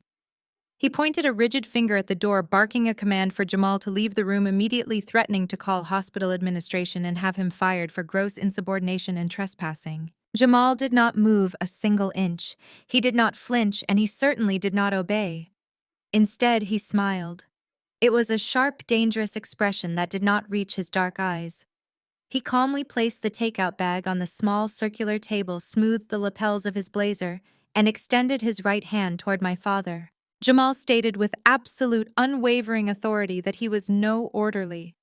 He introduced himself formally as my husband, the founder and chief executive officer of an elite cybersecurity firm, and the man who was currently watching a supposed man of God make a monumental fool of himself. Calvin recoiled violently, stumbling backward a half step, as if Jamal had physically struck him across the jaw. A husband. The word seemed to short-circuit his brain. I had gotten married without his permission, without his blessing, and without a massive, heavily publicized church spectacle to boost his social standing. He began to sputter, his face turning a mottled red, demanding to know how I could disrespect the Washington family legacy by eloping in secret with a complete stranger. I cut him off immediately. I stepped forward, closing the distance between us, forcing him to look at me. I told him in a voice as cold as ice that we were not here to discuss my wedding. We were here to discuss the night he threw me out of his house with nothing but a trash bag full of clothes and a broken heart. I looked straight into his eyes and laid bare the absolute rotting center of our family's dysfunction. I stated the fact plainly. 4 years ago, he had banished his own daughter to the streets without a second thought. Because Imani came to him crying, perfect manufactured tears, claiming I had hacked into the family trust and stolen the $100,000 joint education fund. Calvin immediately puffed out his chest, his pastoral pride and stubborn ego rushing back to defend his terrible choices. He stated aggressively that the bank statements did not lie. He yelled that the money had been wire transferred completely out of the joint account the exact same week my medical school tuition was officially due. He pointed his finger at me again, accusing me of being a jealous, spiteful thief. He claimed I stole the money because I was too bitter and insecure to accept that Imani deserved a beautiful, lavish wedding and a comfortable high society life with a successful man. I let out a short, hollow laugh that echoed off the soundproofed walls. The sound made Calvin flinch. I asked him if he honestly, truly believed I needed to steal his money to pay for my medical education. I took another deliberate step forward, backing him against the wall. I told him I never touched a single solitary cent of that trust fund. I never needed to. I revealed the truth I had kept buried for years. I had been accepted into the Johns Hopkins University School of Medicine on a full-ride merit-based academic scholarship. Every single semester, every expensive lab fee, every clinical rotation, and every textbook was completely paid for by the university, because I was at the absolute top of my class. Calvin stared at me in stunned, breathless silence. His jaw went slack. He demanded to know why I had never told them, why I had hidden such a massive, prestigious achievement from my own parents. I turned my head slightly, gesturing toward the empty chairs, evoking the invisible presence of my mother. I told him to ask his precious wife. I reminded him of the countless times Beatrice had pulled me aside before church banquets and high society galas, her perfectly manicured fingers digging painfully into my arm. I quoted her exact venomous words. Beatrice had repeatedly commanded me to stop talking about science medicine in my grades. She had told me with absolute disgust that my intelligence was intimidating and unladylike. I kept my eyes locked on my father, watching the reality of his wife's cruelty wash over him. I reminded him of Beatrice's constant warnings. She had told me that high-value wealthy men like Connor did not want a woman who was smarter than them. She warned me that if I kept acting so ambitious and fiercely independent, I would scare off every suitable prospect in the city and end up a lonely, miserable spinster. I told Calvin, my voice completely devoid of any remaining affection, that I kept my full-ride scholarship a strict secret because in the Washington household, my academic brilliance was not a point of pride. It was treated as a social liability, an ugly, embarrassing flaw to be hidden away in the shadows, so I would not accidentally outshine the beautiful, flawless, and utterly dependent Imani. Calvin's mouth opened and closed silently. The righteous, booming anger drained entirely out of him, replaced by a creeping, terrifying doubt that visibly shook his imposing frame. If I had a full-ride scholarship, if my tuition was completely covered by the university, his entire self-righteous justification for disowning me evaporated into thin air. He had thrown away his innocent daughter based on a total fabrication. He stammered, his voice losing all its pastoral authority, cracking under the weight of the undeniable truth. He asked the only logical question left. He asked that if I did not take the $100,000, where did the money go? I did not answer him. I simply stepped back, crossing my arms, and let my husband take the floor. Jamal did not gloat. He operated with the cold surgical precision of a man dismantling a bomb. He reached out, flipped open the heavy cardstock cover of the dossier, and turned directly to the first tabbed section. He smoothed the page flat and rotated it so it directly faced my father. "This is the transaction history for the Joint Educational Trust Fund," Jamal stated, his finger tapping a highlighted row of numbers. "The $100,000 you accused your daughter of stealing. I pulled the bank routing data, the wire transfer authorizations, and the digital footprints from the exact day the account was drained." Calvin leaned forward, his eyes darting across the columns of data. He was breathing heavily.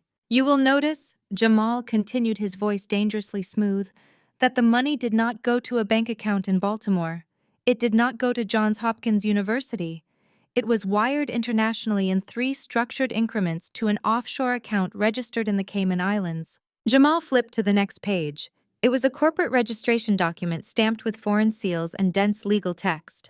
"That offshore account belongs to a shell corporation called Apex Holdings, LLC," Jamal explained, tapping the bold printed name at the bottom of the registry. "And the sole proprietor of Apex Holdings is Connor Sterling." Calvin's jaw slackened. He stared at the name, the blood draining completely from his face. He shook his head, a weak, pathetic gesture of denial. He stammered that it was impossible, that I had signed the withdrawal papers, that Imani had personally shown him the digital signature. "She showed you a forgery," I interjected. "And you were so desperate to believe your perfect golden child that you did not even bother to verify it." Jamal turned another page, revealing a stark, high-contrast printout of network logs and IP addresses. "This is the digital authorization slip," Jamal said. "It features a digital signature, yes, but it also logs the exact IP address and device MAC address used to execute the transfer. I ran a trace on that specific device. The transfer was not initiated from a medical school dorm room. It was executed from the IP address registered to Connor and Imani's luxury loft downtown." The truth hung in the air, heavy and suffocating. Imani had forged the withdrawal. She had drained my education fund and framed me, orchestrating my banishment from the family, all to quietly funnel cash into her husband's failing, fraudulent real estate scams. She had sacrificed her own sister to protect the illusion of her perfect marriage. Calvin gripped the edge of the table. He muttered that he did not understand that Connor was a successful developer who did not need $100,000. "Connor is a parasite," Jamal corrected sharply. "He burns through cash faster than he can steal it. And he did not stop with your daughter's education fund." Jamal grabbed the thickest section of the dossier, the back half, and flipped it open.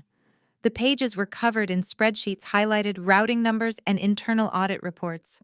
"This," Jamal announced, his voice dropping into an icy register, "is the financial architecture of your church." Calvin physically recoiled, his eyes widened in absolute terror. The church was his kingdom, his legacy, his entire identity. "You appointed Connor as the lead project manager and financial liaison for your new multi-million-dollar community center," Jamal stated, laying out a series of invoices. "You gave him unrestricted backdoor access to the church's Capitol building fund. You trusted him because he wore custom suits and sat in the front pew." Jamal began rapidly sliding documents across the table, covering the surface with undeniable proof of systematic theft. "Here is an invoice for a contracting firm that does not exist," Jamal pointed. "Here is a materials purchase order that was routed directly to Apex Holdings. Here is a transfer of $500,000 disguised as an administrative fee sent straight to a crypto exchange account tied to Connor's personal email." Calvin was hyperventilating now. He grabbed the edges of the papers, his hands shaking violently as he tried to read the numbers, desperately searching for an error, a mistake, anything to prove Jamal wrong. "For 3 years," Jamal said, delivering the final fatal blow, "Connor has been systematically bleeding your megachurch dry. He has been using your congregation's tithes and donations to prop up his Ponzi schemes and pay off his initial investors. Jamal closed the dossier with a definitive snap. Your building fund is empty, Calvin. The money is gone. Your church is functionally bankrupt. And the FBI is not just investigating Connor's real estate business anymore, they are investigating the church's assets. You are harboring a federal criminal. Calvin staggered backward, his legs hitting the edge of a chair. He collapsed into the seat, burying his face in his trembling hands. The proud, arrogant bishop was gone, replaced by a broken, ruined man, facing the total annihilation of his life's work. Before anyone could say another word, the heavy wooden door of the consultation room flew open. It hit the wall with a sharp crack. Beatrice burst into the room. Her hair was slightly disheveled, her designer dress wrinkled from the frantic pacing in the lobby. Her eyes were wild, darting between the three of us. She demanded to know what was taking so long, why I was refusing to follow orders, and why Imani was not already being transferred to a private suite. She stopped abruptly when she saw Calvin. She stared at her husband, taking in his ghostly pale skin, his shaking hands and the defeated, ruined slump of his shoulders. "Calvin," she whispered, her voice shrill with panic. "What is going on?" Calvin slowly raised his head. He looked at his wife with dead, hollow eyes. He did not speak. He simply reached out with a trembling hand and pushed the thick financial dossier across the table toward her. Beatrice grabbed the documents. Her eyes scanned the highlighted bank transfers, the FBI asset seizure notices, the empty church accounts. For a moment, the room was perfectly silent as her brain desperately tried to process the information. Then the denial set in.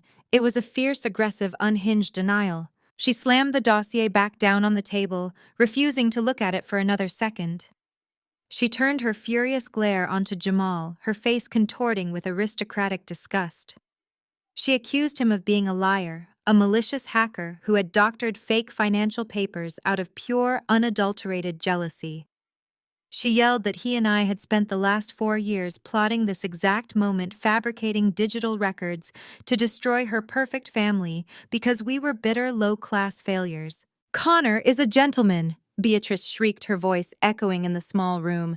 "He is a wealthy, God-fearing provider. He is building us a legacy. You are just trying to tear him down because you could never be half the man he is." Jamal did not react to her insults.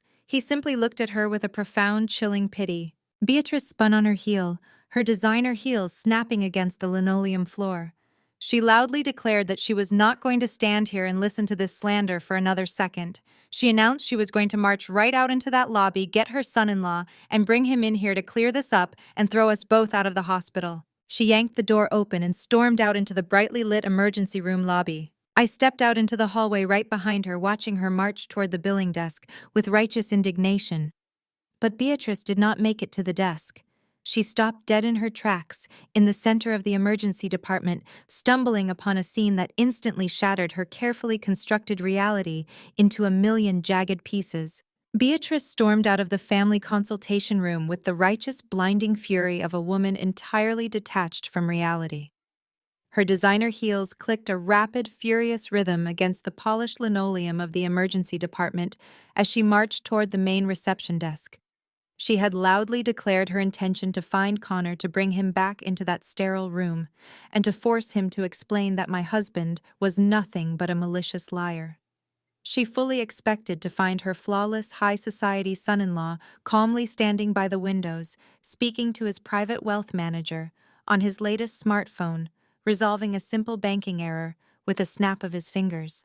I stepped out into the bustling corridor right behind her, with Jamal and my father trailing in my wake. We watched Beatrice march past the billing counter, her head swiveling as she scanned the waiting room. Connor was not at the reception desk. He was not pacing the lobby. He was not on the phone. Beatrice finally spotted him hovering in the dim secondary vestibule that led directly out to the ambulance loading bay. He was aggressively yanking at the zipper of his tailored jacket, glancing over his shoulder with the frantic, erratic movements of a trapped animal. He was not calling his bank. He was fleeing. "Connor!" Beatrice called out, her voice carrying that shrill, commanding tone she usually reserved for ordering around the church hospitality staff. Connor jumped as if he had been electrocuted. He spun around, his eyes wide, and dilated, his face slick with a heavy layer of cold sweat. As he jerked his body toward the sound of her voice, his hands fumbled in the deep pockets of his jacket. A heavy, glittering object slipped from his trembling fingers and clattered loudly onto the hard floor. It was Imani's custom, diamond-encrusted Patek Philippe watch. A small velvet hospital belongings pouch tumbled out immediately after it hitting the ground and spilling open. Imani's 5-carat platinum engagement ring bounced across the tiles, coming to a halt directly at Beatrice's designer shoes. Beatrice froze. She stared down at the blinding jewelry, her brain violently rejecting the visual information in front of her. The cognitive dissonance was absolute. She looked from the diamonds on the floor up to Connor's panicked face, her expression twisting into a mask of desperate confusion. "Connor, what are you doing with Imani's jewelry?" Beatrice asked, her voice wavering, stripped of all its previous arrogant certainty. "Why do you have her belongings bag?" Connor stammered, taking a step backward toward the automatic sliding doors. He threw a hand out in a placating gesture, flashing a sickening, desperate smile. He claimed he was merely securing her valuables. He told Beatrice that this public hospital was filthy, filled with criminals and desperate people, and he simply could not risk leaving hundreds of thousands of dollars worth of jewelry unattended in a trauma bay. He insisted he was taking them home for safekeeping until Imani was transferred to a private clinic. It was a pathetic, transparent lie. Standard emergency room protocol dictates that all high-value items must be removed from an unconscious patient, cataloged by a charge nurse, placed in a sealed belongings bag, and locked in the hospital safe unless explicitly signed over to the legal medical proxy. Connor had to have specifically hunted down the charge nurse, used his status as her husband to demand the bag, and stuffed the contents into his pockets while my parents were busy berating me in the lobby. He was literally robbing his comatose wife to fund his escape. "He is not taking them home, Mother," I said, stepping up to stand beside Beatrice. I kept my voice flat, letting the clinical reality of the situation crush her remaining delusions. "He is taking them to a pawn shop. His accounts are seized, he cannot pay for a private transport, and he is trying to run before the federal authorities realize he is at this hospital." "Shut up," Connor snarled, the polished facade completely disintegrating. He pointed a shaking finger at me. "This is your fault. You trapped me here. You refused to let me transfer her." He spun around and lunged for the sliding glass doors, abandoning the jewelry on the floor. But the doors did not open. I had locked down the ambulance bay vestibule the moment Connor threatened to pull Imani out of my trauma bay against medical advice. As Connor slammed his fists desperately against the reinforced glass, 2 large hospital security guards stepped out from the shadows of the adjacent hallway. They moved with swift, silent efficiency, stepping directly into Connor's path and blocking any chance of escape. I had placed a silent alert on him 20 minutes ago. Connor backed away from the guards, his chest heaving, his eyes darting around the lobby for another exit. He turned to Calvin, who had just walked up to stand beside Beatrice. Calvin was staring at the stolen diamonds on the floor, the full weight of Jamal's financial dossier finally crushing his spirit. "Calvin, tell them to back off!" Connor demanded, his voice cracking into a high, hysterical pitch. "Tell your daughter to call off her rent-a-cops. I need to leave. You have to write me a check, Calvin. Just a short-term loan from the church's community fund. 50,000. I will pay you back double. I just need a car and a hotel out of state." Calvin looked at the man he had praised for years, the man he had held up as the gold standard of success while belittling my entire existence. Calvin's face contorted with a profound, sickening realization. He knew the church's community fund was already gone. Connor had already drained it dry. "You stole from my congregation," Calvin whispered, his voice trembling with a terrifying, quiet rage.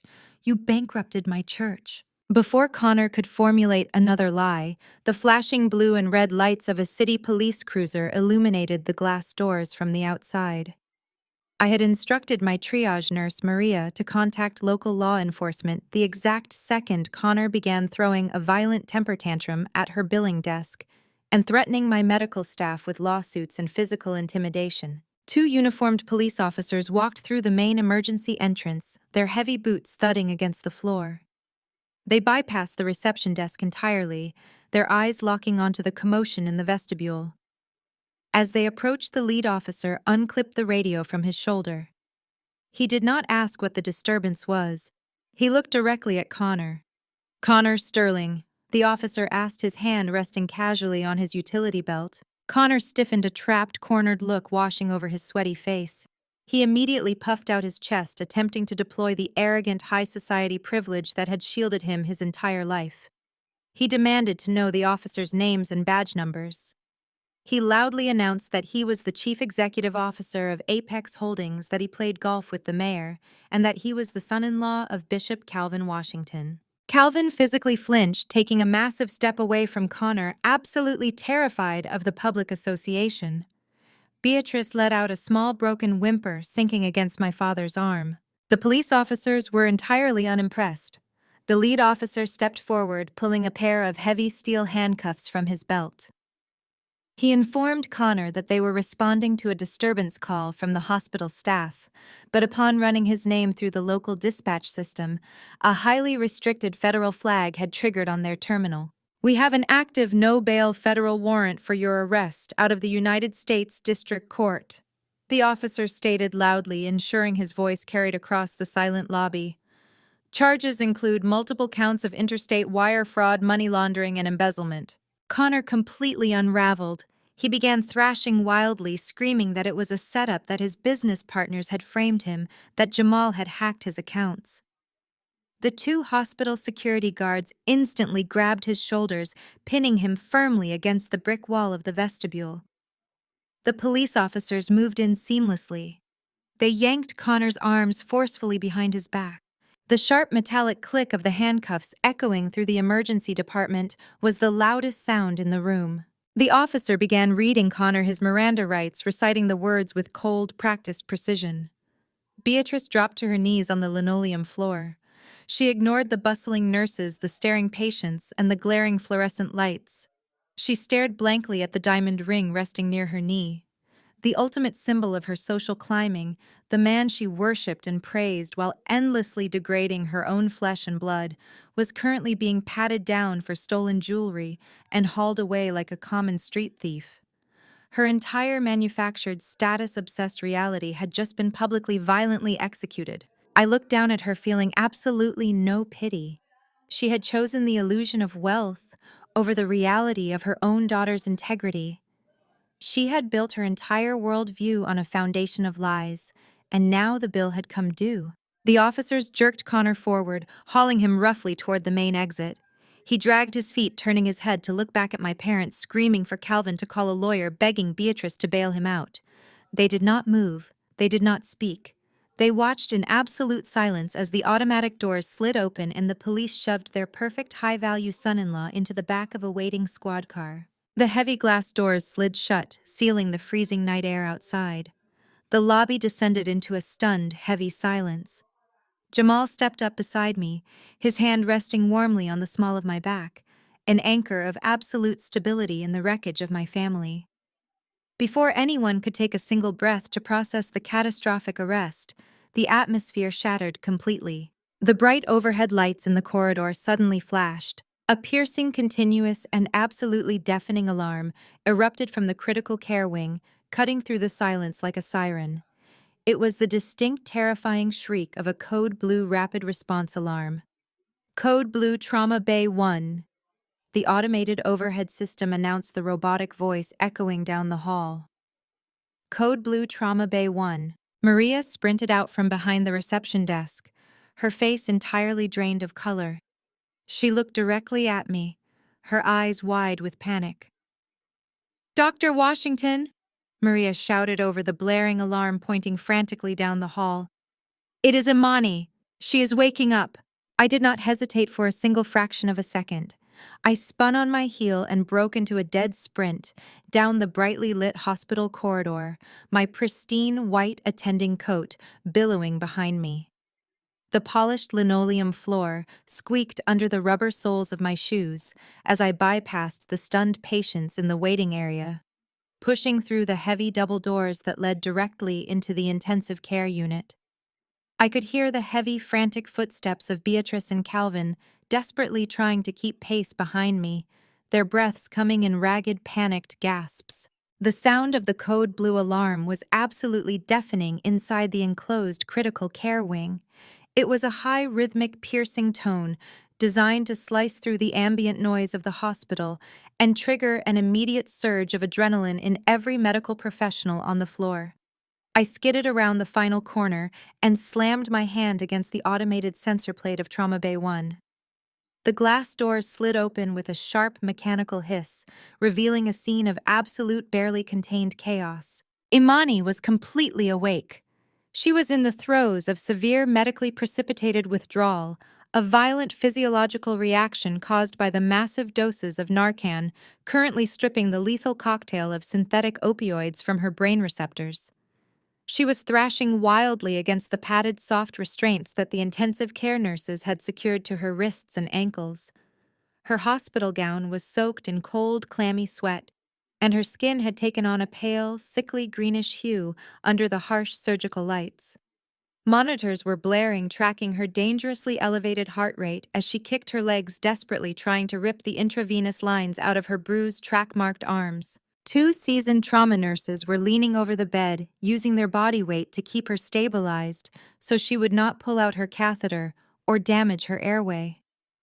They were speaking to her in firm, calm voices, trying to orient her to the room, but Imani was completely feral. She was bucking her hips off the mattress, shaking her head from side to side, her perfectly highlighted hair matted and tangled with sweat and medical gel. I stepped into the room, raising my hand to signal the nurses that I was taking over as the attending physician. I walked directly to the foot of her bed, my face a mask of absolute detached clinical neutrality. Imani stopped thrashing the exact moment her glassy, dilated pupils locked onto me. The physiological panic of withdrawal was instantly overridden by a cold, calculating instinct. She looked at my gold-plated name badge. She looked at my crisp white coat, the stethoscope draped around my neck, and the absolute authority I commanded in this room. The stark, undeniable contrast between her current pathetic state and my undeniable success seemed to trigger a switch deep inside her twisted narcissistic brain. The feral, drug-addled animal vanished. In less than a heartbeat, the golden child of the Washington family resurrected herself from the hospital bed. Imani sucked in a ragged breath, her chest heaving dramatically. Her eyes widened, filling with large, glistening pools of perfectly manufactured tears. She let her head loll back against the pillows, her face contorting into a mask of pure, unadulterated victimhood. She looked past me, her gaze zeroing in on Beatrice and Calvin, who had just stumbled into the trauma bay, clutching the doorframe for support. Imani opened her mouth, her voice raspy and raw from the breathing tube that had been shoved down her throat just hours earlier, and unleashed a completely fabricated psychotic narrative. She screamed that I had done this to her. She pointed a trembling, restrained finger directly at my chest, tears streaming down her pale cheeks in continuous, heavy drops. She wailed that I was a monster, a jealous, bitter monster who had finally snapped. According to Imani, she had not been found unconscious in a filthy motel room surrounded by drug paraphernalia. Instead, she claimed she had been attending an exclusive high society charity gala with her perfect husband. She sobbed, her voice echoing over the rhythmic beeping of her heart monitor, claiming that she had stepped out to the valet stand when I ambushed her in the dark. She looked our mother dead in the eye and swore on a stack of Bibles that I had violently shoved her into the back of a strange car, pinned her down, and forcibly injected her with a syringe full of street drugs. She thrashed against the soft restraints again, this time performing the role of a terrified captive rather than a withdrawing addict. She screamed that I had kidnapped her and dragged her to this hospital to stage a fake overdose. She claimed I had orchestrated this entire elaborate, horrifying scenario just to destroy her pristine reputation, humiliate her in front of the congregation, and ruin her flawless marriage to Connor. Imani cried out for her husband. She wailed his name, begging for Connor to come save her from her evil, resentful sister.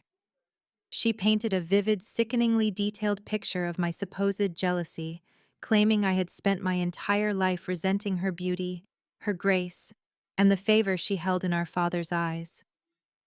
She actually managed to choke out a sob so violent it made the trauma nurses exchange bewildered, horrified glances.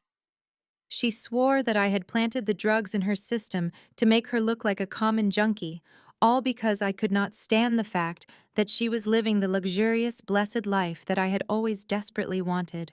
Calvin stood frozen by the doorway. The towering, intimidating bishop of the largest megachurch in the city looked absolutely shrunken. He stared at his golden daughter, the child he had placed on an impossibly high pedestal, the child he had banished me to protect. He was literally watching her lie through her teeth. The financial dossier Jamal had dropped on the table was still burning a hole in Calvin's mind. He had just seen the undeniable proof that Imani had forged documents to steal my education fund. He had just watched Connor get hauled away in handcuffs for draining his church dry. Calvin knew with absolute terrifying certainty that every single word coming out of Imani's mouth was a psychotic, manipulative lie. The cognitive dissonance was breaking him in half. He opened his mouth to speak, to stop the madness, to finally put an end to the delusion he had fostered for decades. But he was too weak. He was too cowardly. He simply closed his eyes and looked away, unable to face the monster he had created. Beatrice, however, made a very different choice. My mother had just watched the man she considered the pinnacle of high-value society get read his Miranda rights and shoved into the back of a police cruiser like a common thug. Her entire worldview, built on wealth, status, and the illusion of perfection, was collapsing around her in a fiery wreck. She simply could not process a reality where her son-in-law was a federal criminal and her favorite daughter was a lying, manipulative drug addict. It would mean admitting that her entire life was a failure. It would mean admitting that I, the daughter she had emotionally abused and discarded, was the only successful person in the room. Her brain violently rejected the truth. It snapped like a dry twig under pressure, plunging her entirely into a state of aggressive, weaponized denial. Beatrice let out a primal, furious shriek. She shoved her way past the stunned medical staff, completely ignoring the sterile field and the tangled IV lines. She threw herself over Imani's hospital bed, wrapping her arms protectively around her thrashing, sweating daughter.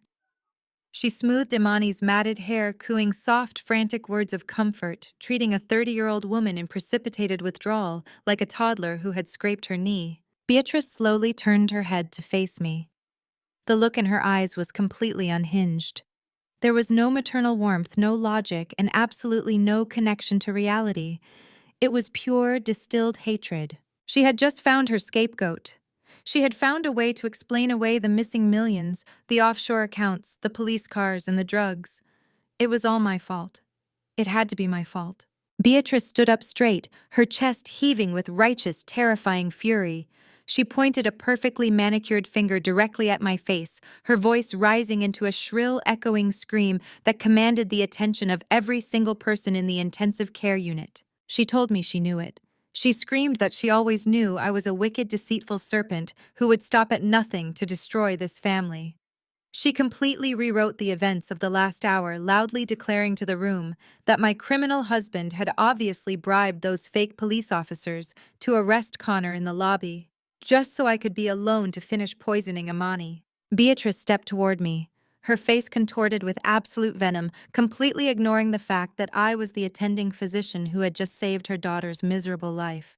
"I knew it," Beatrice roared, her voice cracking with manic intensity. "You orchestrated all of this. You hacked the church accounts you framed. Connor, and you poisoned my baby. We are suing this hospital. We are having your medical license revoked, and we are taking every single penny you have."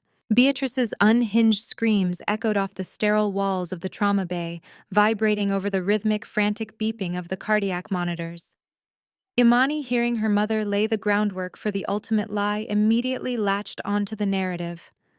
The golden child recognized her lifeline. She thrashed against the padded, soft restraints holding her wrists to the bed rails, throwing her head back against the pillows. She wailed for her father. She screamed for Calvin to call his high-powered lawyers to have me dragged out of the intensive care unit in chains to fix this nightmare, just like he fixed every other problem she had ever created. She demanded that he use his political connections to bury me. her voice a grating, desperate shriek, fueled by the excruciating agony of opioid withdrawal. But Calvin did not rush to her bedside. He did not roar with pastoral fury or demand my immediate termination. He stood perfectly frozen in the doorway, blocking the harsh fluorescent light of the corridor. His imposing, broad-shouldered frame seemed completely hollowed out. In his large, trembling hands, he gripped the financial dossier Jamal had dropped on the consultation table minutes earlier. The glossy pages were crushed under his tight, white-knuckled grip. He looked like a man who had just watched his entire empire burn to the ground. Because he had. Calvin slowly walked into the room, his expensive leather shoes dragging across the linoleum. He bypassed Beatrice, completely ignoring her frantic, manic demands for action. He walked right past me and stopped at the side of Imani's bed. He did not reach out to smooth her sweaty hair. He did not offer a comforting prayer. He held the dossier up, the federal seals and bank routing numbers facing his favorite daughter. He asked her, his voice a low, gravelly rasp that sounded entirely devoid of life, if it was true. He asked her point blank if she had forged the signature on the education trust fund. He asked her if she had purposefully framed her own sister to cover up the theft. And then, his voice finally cracking under the absolute devastation of his reality, he asked if she knew that Connor had been systematically draining the megachurch building fund for 3 long years. He demanded to know if his flawless, righteous daughter had stood by and smiled while her husband bankrupted the very sanctuary that had given them everything. Imani stared at the documents in her father's hands. The sheer, undeniable proof of her betrayal was staring her right in the face. The severe physiological panic of the Narcan ripping the narcotics from her brain receptors collided violently with the reality of being completely, undeniably trapped. She had no escape route. Connor was already in handcuffs. The offshore accounts were seized. The game was entirely over. And in that moment of absolute cornered desperation, Imani finally snapped. The sweet, innocent, perfectly curated persona of the Washington family's golden child shattered into a million jagged pieces. She stopped crying. The theatrical sobs cut off, instantly replaced by a vicious, ugly sneer that twisted her beautiful features into something entirely unrecognizable. She lunged against the restraints, her eyes blazing with a toxic, furious entitlement. She screamed right into her father's face that she absolutely took the money. She yelled that she deserved every single penny of that trust fund and every dollar Connor took from the church. She spat out her justification with breathtaking venom, declaring that she had sacrificed her entire life to be the perfect smiling prop for his ministry. She reminded him that she was the one who stayed, the one who wore the modest designer dresses, the one who shook hands with the wealthy donors, and the one who married the high society developer just to elevate the Washington family name. She turned her furious, dilated eyes toward me, her voice dripping with pure disgust. She screamed that I was a stubborn, useless disappointment who did nothing but read science textbooks and make the family look bad. She yelled that since I was too arrogant to play the game, I was the absolute perfect scapegoat. She claimed I owed her that money for forcing her to carry the entire social burden of the family while I selfishly pursued my medical career. She told Calvin that he should be thanking her for keeping up appearances while his church was secretly failing. The silence that followed her confession was absolute. The trauma nurses stood frozen in the corner, horrified by the pure, unadulterated malice pouring out of the pastor's daughter. Calvin staggered backward, clutching his chest as if he had taken a physical bullet to the heart. His golden idol had just revealed herself to be a monster. But Beatrice did not break. My mother's desperate, manic need to preserve her social standing overrode all logic, all morality, and all maternal instinct. She completely ignored the fact that Imani had just gleefully confessed to massive federal fraud, grand larceny, and the total financial ruin of their church. Beatrice simply could not accept a reality where she was the mother of a criminal. She whipped her head around, fixing me with a glare so viscerally hateful it felt like a physical blow. Instead of apologizing for throwing me out of her house, instead of begging for my forgiveness after falsely accusing me for 4 years, she doubled down with the most twisted, toxic gaslighting I had ever witnessed in my entire life. Beatrice marched up to me, jabbing her finger violently toward my face. She screamed that I was a selfish, vindictive demon.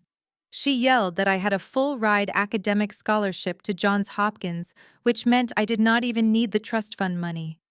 She actually had the audacity to scream that I should have just taken the blame quietly. She demanded to know why I could not have just absorbed the disgrace to protect my sister. She claimed that the $100,000 was a tiny price to pay for family unity and that I had maliciously withheld the truth just to set a trap for them. Beatrice's voice climbed into a hysterical screeching register. She accused me of waiting for the absolute worst possible moment to execute my revenge.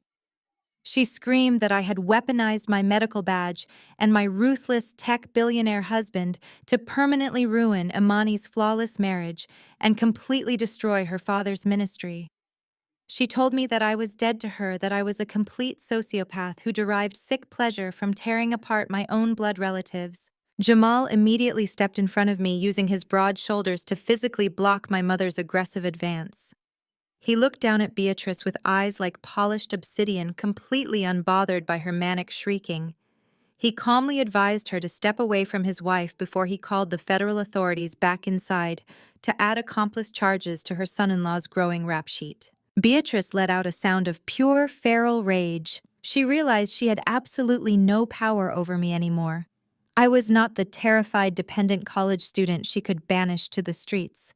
I was a respected trauma attending, backed by a husband who could dismantle her entire financial existence with a few keystrokes. But Beatrice was a woman who would rather burn the entire world down than admit defeat. She spun away from Jamal, her chest heaving, her eyes darting frantically through the large glass window of the trauma bay. Out in the main corridor, surrounded by a team of risk management lawyers and head nurses, stood Dr. Eris Thorne. He was the chief executive officer and lead administrator of the entire hospital network. He had clearly been summoned by the chaos unfolding in the emergency department. Beatrice's eyes lit up with a dangerous, vindictive triumph. She turned back to me, a cruel, manic smile stretching across her face.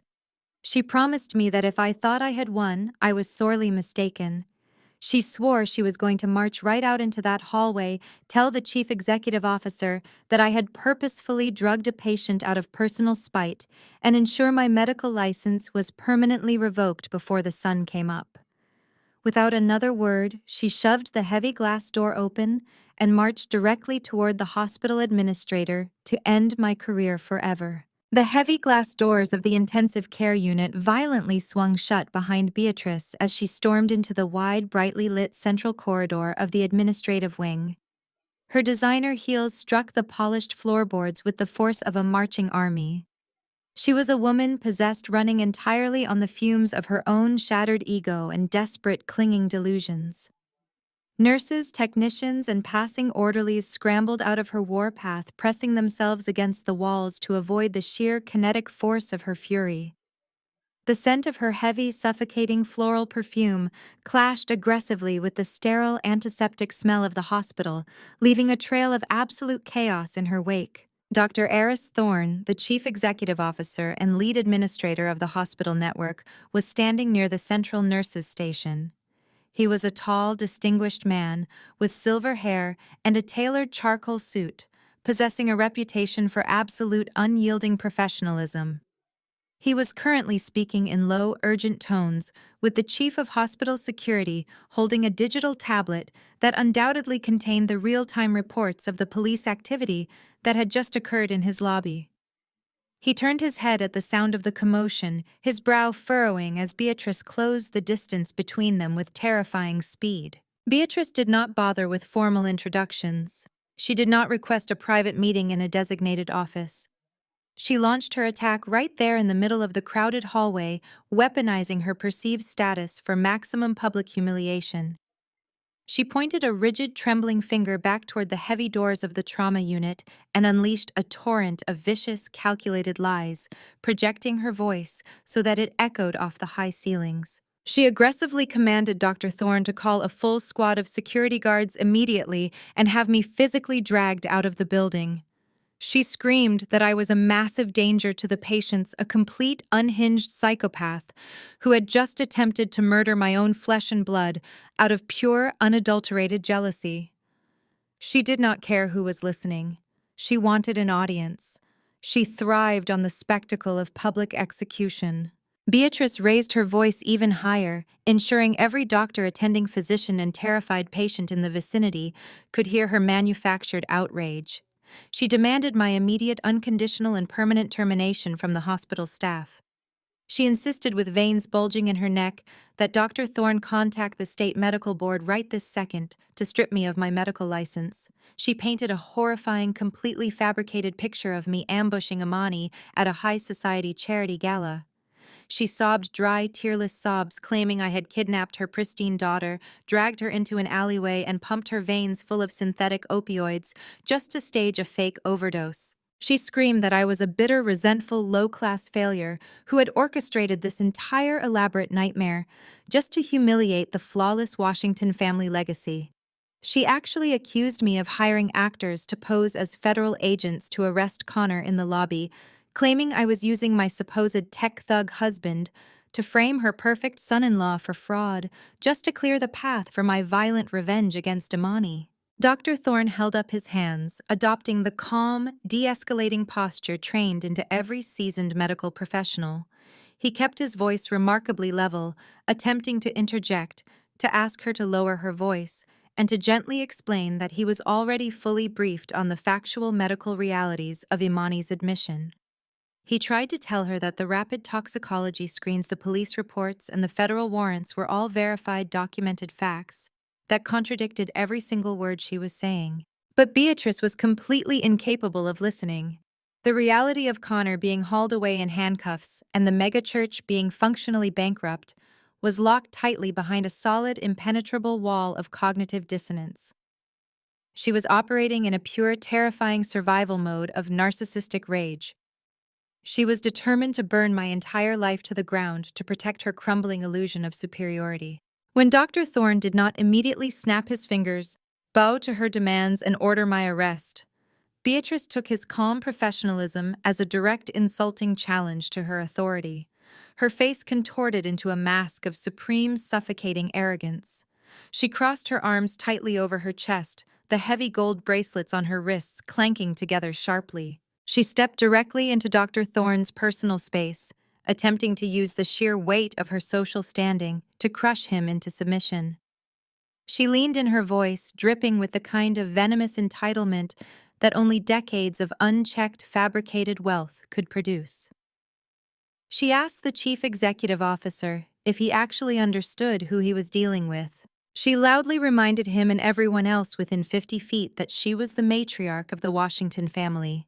She proudly declared herself the wife of Bishop Calvin Washington and the driving financial force behind the most powerful, politically connected megachurch in the entire state. She boasted about her platinum-tier donor status, her personal dinners with the mayor, and her absolute influence over the city council. Then, to assert her ultimate dominance, Beatrice pulled out her final, most spectacular card. She sneered at the hospital surroundings, waving her hand dismissively at the life-saving equipment, the dedicated nursing staff, and the sterile walls. She delivered her ultimate threat with breathtaking theatrical arrogance. She promised Dr. Thorne that if he did not fire me this exact second, if he did not ensure I was permanently blacklisted, publicly disgraced, and banned from practicing medicine anywhere in the country, she would simply open her massive checkbook and solve the problem herself. She boasted with absolute unwavering confidence that the Washington Family Trust would immediately initiate a hostile financial takeover of the hospital's funding. She proudly, loudly claimed that she and Calvin would personally buy the entire emergency and trauma wing. She swore she would write a check tomorrow morning to acquire the building, rebrand it under their megachurch's name, and make my humiliating termination the absolute first, non-negotiable condition of the multi-million-dollar acquisition. She swore she would use her vast, unlimited financial empire to crush this hospital's board of directors until they bent the knee to her will. She stood there, chest heaving, waiting for the chief executive officer to cower in fear of her unimaginable wealth. The busy hospital hallway went completely, utterly dead silent. The noise of the emergency department seemed to vanish, leaving only the distant rhythmic beeping of cardiac monitors and the low hum of the ventilation system. The medical professionals, administrative staff, and security guards, who had paused to watch the spectacle, exchanged bewildered, wide-eyed glances. The tragic, delicious irony of her threat hung heavily in the freezing air. Everyone in that hallway was staring at a woman who was loudly boasting about buying a hospital wing with church funds that her own son-in-law had already stolen. She was flexing a financial empire that was currently nothing more than dust debt and federal indictments. Dr. Thorne did not cower. He did not apologize. He did not scramble to appease the furious, supposedly wealthy donor standing in front of him. Instead, he simply stared at Beatrice. His expression was a portrait of complete, unadulterated confusion. He looked at her as if she were speaking a completely dead alien language. His eyes flicked from her flushed, manic face down to the digital tablet in his hands, and then back up to her. He was a man of logic, ledgers, and facts, and he was currently trying to process the sheer, staggering absurdity of a woman threatening to buy a hospital wing when he already knew the exact identity of the building's true majority shareholder. Slowly, deliberately, Dr. Thorne turned his gaze entirely away from Beatrice. He looked past her shaking shoulder, his eyes tracking down the hallway. His expression shifted from profound confusion to one of deep, respectful acknowledgement. His eyes found me. I stepped calmly out of the intensive care unit and into the bright hallway, leaving the chaotic noise of Imani's room behind me. Jamal walked silently at my side, his presence a solid grounding force. I did not rush. I did not look angry or defensive or afraid. I moved with the slow, measured grace of a woman who held every single card in the deck. I stopped a few feet away from my mother. I did not flinch under her hateful glare. I did not break eye contact with Dr. Thorne. I simply reached up with steady, confident hands, grasped the lapels of my crisp, white attending coat, and slowly fastened the center button. I smoothed the fabric over my chest, letting my gold-plated badge catch the harsh overhead light. A calm, chilling smile spread across my face. It was not a smile of joy, but a smile born of absolute, untouchable, ruinous power. Dr. Thorne stood perfectly still, his hands clasped loosely in front of him. The chief executive officer of the hospital network looked at my mother with an expression that bordered on clinical fascination. He had spent his entire career navigating high-pressure situations, managing brilliant surgeons, and dealing with wealthy donors. But he had clearly never encountered a delusion quite as spectacular as Beatrice Washington. For a long, agonizing moment, the only sound in the corridor was the muffled, frantic beeping of the cardiac monitors through the thick glass doors of the trauma bay, punctuated by Imani's distant, hoarse sobbing. Then Dr. Thorne chuckled. It was a dry, incredulous sound, completely devoid of humor. It scraped against the tense silence of the hallway. He looked down at the digital tablet in his hands, shook his head in sheer disbelief, and then looked back up at Beatrice. "Mrs. Washington," Dr. Thorne said, his voice echoing with cold, unyielding authority. "I am going to stop you right there before you embarrass yourself any further. You are not going to fire anyone. You are not going to buy this emergency department, and you are certainly not going to initiate a hostile takeover of this hospital network." Beatrice's jaw dropped.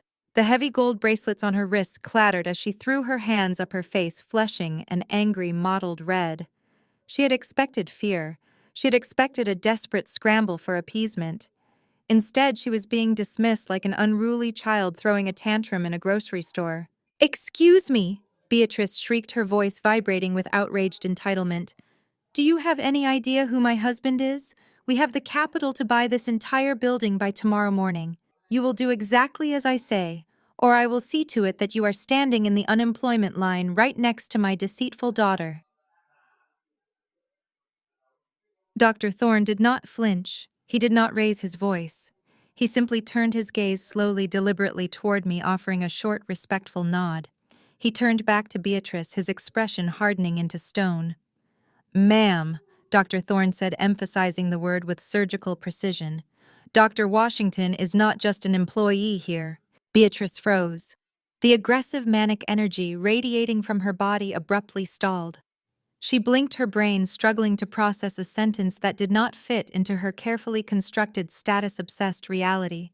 She looked from Dr. Thorne to me, her eyes darting back and forth, as if trying to decipher a complex code. Calvin, who had just stumbled out of the trauma bay looking completely hollowed out, stopped dead in his tracks.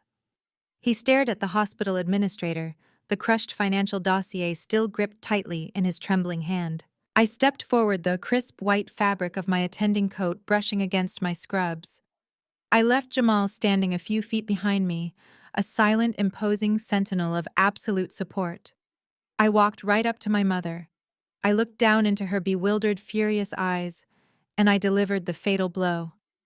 "He is trying to tell you that you cannot buy this hospital, Mother," I said, keeping my voice dangerously quiet, letting the absolute certainty of my words wash over her.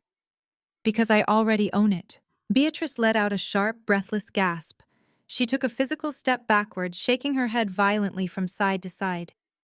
"No," she stammered, a frantic, high-pitched denial escaping her lips. "No, that is a lie. That is a ridiculous, pathetic lie. You are just a doctor. You are just a public hospital employee. You have nothing." I smiled.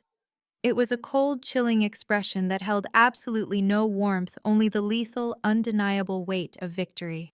"Did you honestly think I spent the last 4 years just surviving?" I asked, my voice slicing through her denial.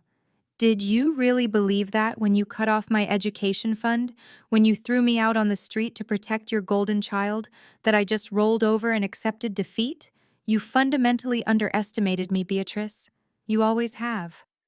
I took another step closer, forcing her to look directly into my eyes, forcing her to witness the absolute destruction of her worldview.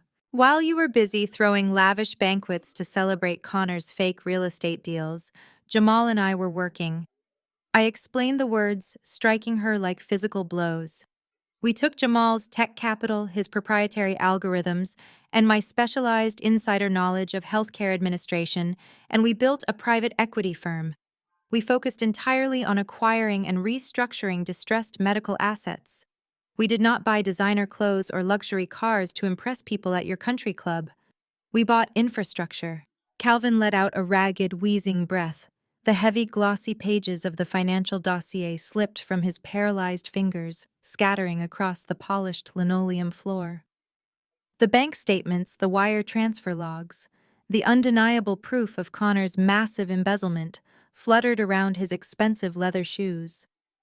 He was finally terrifyingly putting the pieces together. 2 years ago, this entire hospital network was bleeding money.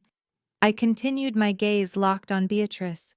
They were drowning in operational debt, struggling to maintain their emergency room contracts, and desperate for an aggressive capital injection. So our firm stepped in. We bought out the debt. We restructured the entire administrative board. We acquired the managing stake. I leaned in, my voice dropping to a harsh, unforgiving whisper. "I signed Dr. Thorne's paychecks, Mother. I own the overarching emergency room contract for this entire county. I own the medical supply chain. I own the very floorboards you are standing on right now. You cannot threaten to buy the building from the woman who holds the deed." Beatrice's face lost all of its color. The angry mottled red vanished, replaced by a sickly, ghost-like pallor. Her mouth opened and closed, but absolutely no sound came out. Her eyes, wide and terrified, darted toward Jamal. Jamal stepped forward, standing shoulder to shoulder with me. He reached into the inner pocket of his tailored suit jacket and smoothly extracted a sleek, heavy business card made of matte black metal. He held it up between his fingers, the silver-embossed lettering catching the fluorescent light. "Aegis Health Partners." Jamal stated, his voice a deep, resonant rumble of undeniable authority. "Chief Executive Officer Jamal Sterling, Chief Medical Director and majority shareholder Dr. Washington. If you would like to arrange a hostile takeover, Beatrice, my legal team, is available on Monday morning. Though considering your current financial reality, I highly doubt you have the liquid assets to cover the consultation fee." Beatrice stared at the black metal card as if it were a venomous snake. The absolute staggering reality of the situation finally breached her impenetrable wall of denial. She looked at Jamal, The man she had mocked and belittled for years, the man she had declared completely unworthy of her family. He was standing there as the architect of a multi-million-dollar private equity firm. She looked at me, the daughter she had emotionally abused, degraded, and publicly humiliated for 3 decades. The daughter she had literally thrown away to protect a lie. I was not the disgraced, desperate failure she desperately needed me to be. I was a titan. I held more power, more wealth, and more genuine influence in this single hallway than her entire manufactured social circle combined. The power shift was absolute and catastrophic. "You have nothing left, Mother," I said, my voice echoing in the silent corridor. I gestured toward the scattered papers at Calvin's feet, watching the broken patriarch stare blankly at the floor. "Your church building fund is completely gone. Connor drained every single penny to fund the illusion of wealth you were so desperately obsessed with. He did not build a real estate empire. He built a Ponzi scheme, and right now he is sitting in a federal holding cell, facing decades in prison for wire fraud, embezzlement, and money laundering." Beatrice let out a small, broken whimper, her hands flying up to cover her mouth. She shook her head, but she had nowhere left to run. The audience she had craved, the medical staff and security guards watching the spectacle, were now witnesses to her complete and total humiliation. "And your precious golden child?" I continued, pointing back toward the sliding glass doors of Trauma Bay 1, where Imani was still screaming and thrashing against her restraints. "Your flawless, perfect daughter is currently going through severe opioid withdrawal. She is a drug addict who nearly killed herself in a filthy motel room. She forged documents to steal my education fund. She framed me to cover her tracks, and she just confessed to all of it right to my father's face." Calvin sank slowly to his knees right there in the middle of the hallway. The towering, powerful Bishop Washington, a man who had commanded audiences of thousands, simply folded in on himself. He buried his face in his hands, his shoulders shaking with silent, heaving sobs. He had sacrificed his integrity, his church, and his eldest daughter on the altar of his own pride, and his reward was absolute ruin. "You built your entire existence on a foundation of lies, Beatrice," I said, looking down at my mother with a profound, icy detachment.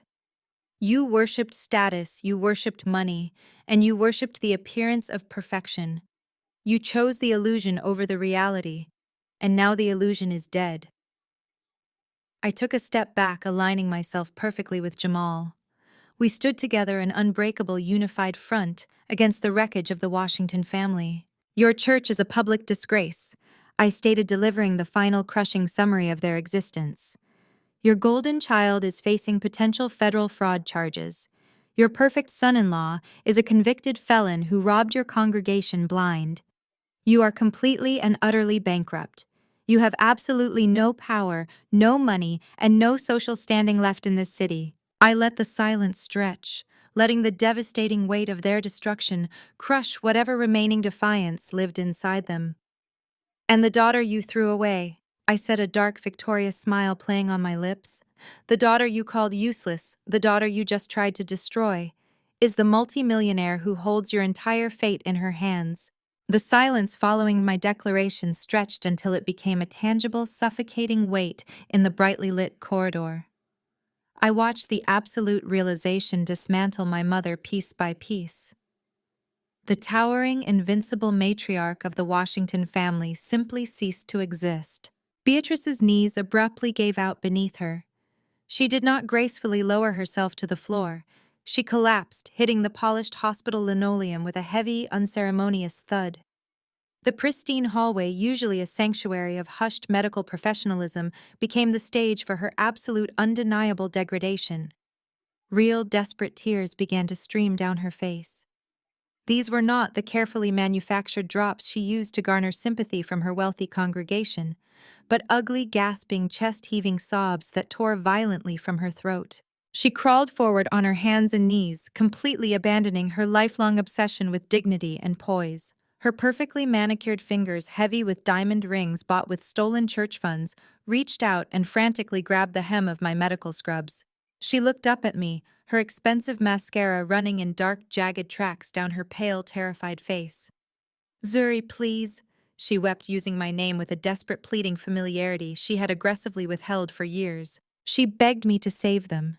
She pleaded, her voice cracking into a hysterical pitch, for me to write a check right now to cover Imani's immediate transfer to the exclusive oceanfront rehabilitation center they used to quietly sweep societal scandals under the rug.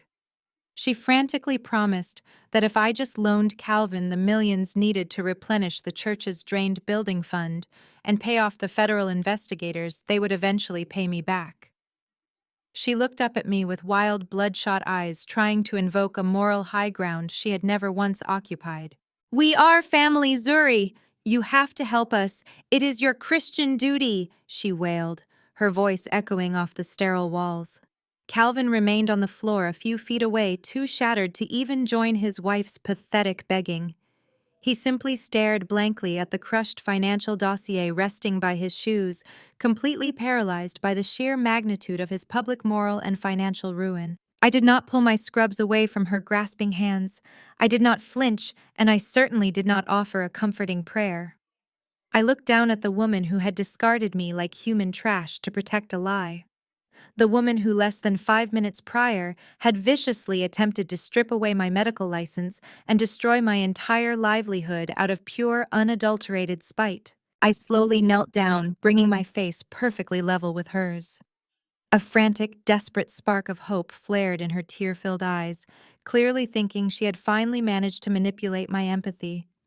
I leaned in incredibly close, ensuring my voice was a quiet, perfectly controlled whisper, meant only for her and the broken patriarch sitting behind her. "I do not have the space in my life for dropouts and thieves." It was the exact sentence she had spat at me 4 years ago as she slammed the heavy oak door of their mansion in my freezing, terrified face. The light in Beatrice's eyes died instantly. The breath rushed out of her lungs in a sharp, horrified gasp. She recoiled as if she had been physically struck by a heavy blow, her hands dropping limply from my scrubs to rest dead at her sides. She stared at me, the devastating reality of her absolute powerlessness, finally anchoring her to the cold floor. I stood back up smoothly, brushing out the fabric of my white attending coat, completely and permanently severing the emotional tie to my abusers. I turned my back on my parents and addressed my charge nurse, Maria, who was standing near the nurses' station with wide, stunned eyes. I transitioned instantly back into the chief medical director. I delivered my orders with crisp, unwavering clinical precision, stripping the emotion from the room entirely. "Maria, the patient in Trauma Bay 1, is to receive standard basic medical care for her precipitated withdrawal," I instructed, my voice carrying clearly down the hall. "No private suites, no specialized luxury accommodations." Furthermore, the billing department just confirmed that Connor Sterling's offshore accounts have been frozen by the federal government, and his credit cards have aggressively declined.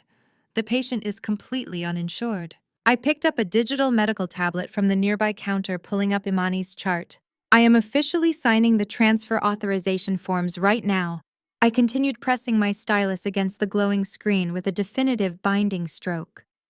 "The absolute second she is medically cleared for discharge from this intensive care unit, you are to move her directly to the state-funded public rehabilitation facility downtown. They have a crowded open ward system that accepts uninsured patients." Beatrice let out a strangled, horrified gasp at the thought of her golden child. A woman who only wore designer silk and demanded private chefs being forced to recover on a plastic mattress in a crowded, underfunded public ward, alongside the very people she had spent her entire life looking down upon. I turned my attention to the chief of hospital security, who was standing silently behind Dr. Thorne, waiting for my directive. "You are to officially ban Calvin and Beatrice Washington from all private medical floors and administrative wings," I commanded, projecting absolute authority.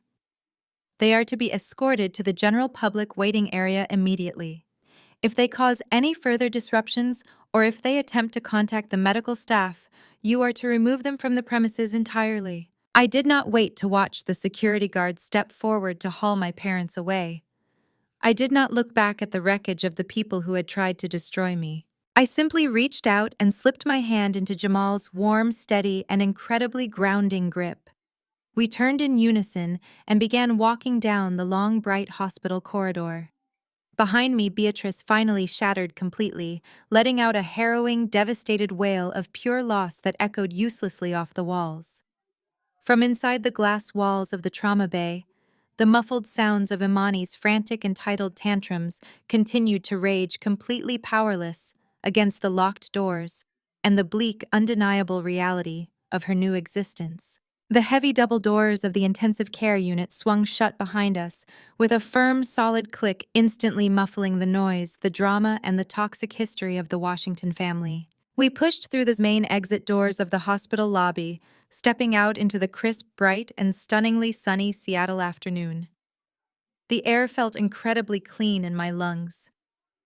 We walked down the sweeping concrete steps toward the valet stand where our waiting luxury SUV sat idling quietly. Jamal opened the heavy door for me, a proud, protective smile on his face. I climbed into the soft leather passenger seat, feeling completely, utterly, and permanently free. The engine purred as we merged smoothly into the bustling city traffic, leaving the absolute ruin of my past in the rearview mirror and returning to the peaceful, beautiful life I had built entirely with my own two hands. The most profound takeaway from this narrative is that your true value is never determined by those who blindly refuse to see it. When toxic family members try to diminish your worth, weaponize your vulnerabilities, or manipulate you for their own selfish gains, the ultimate victory isn't found in bitter retaliation. Instead, true triumph lies in walking away, establishing unbreakable boundaries, and quietly building your own independent success. Bloodlines do not excuse abuse or entitlement. True family is built on mutual respect, unwavering support, and unconditional love. Whether they are biological relatives or a beautiful community, you choose yourself. Share your own story of resilience and setting boundaries against toxic family dynamics in the comments below, and please hit like and subscribe for more empowering content.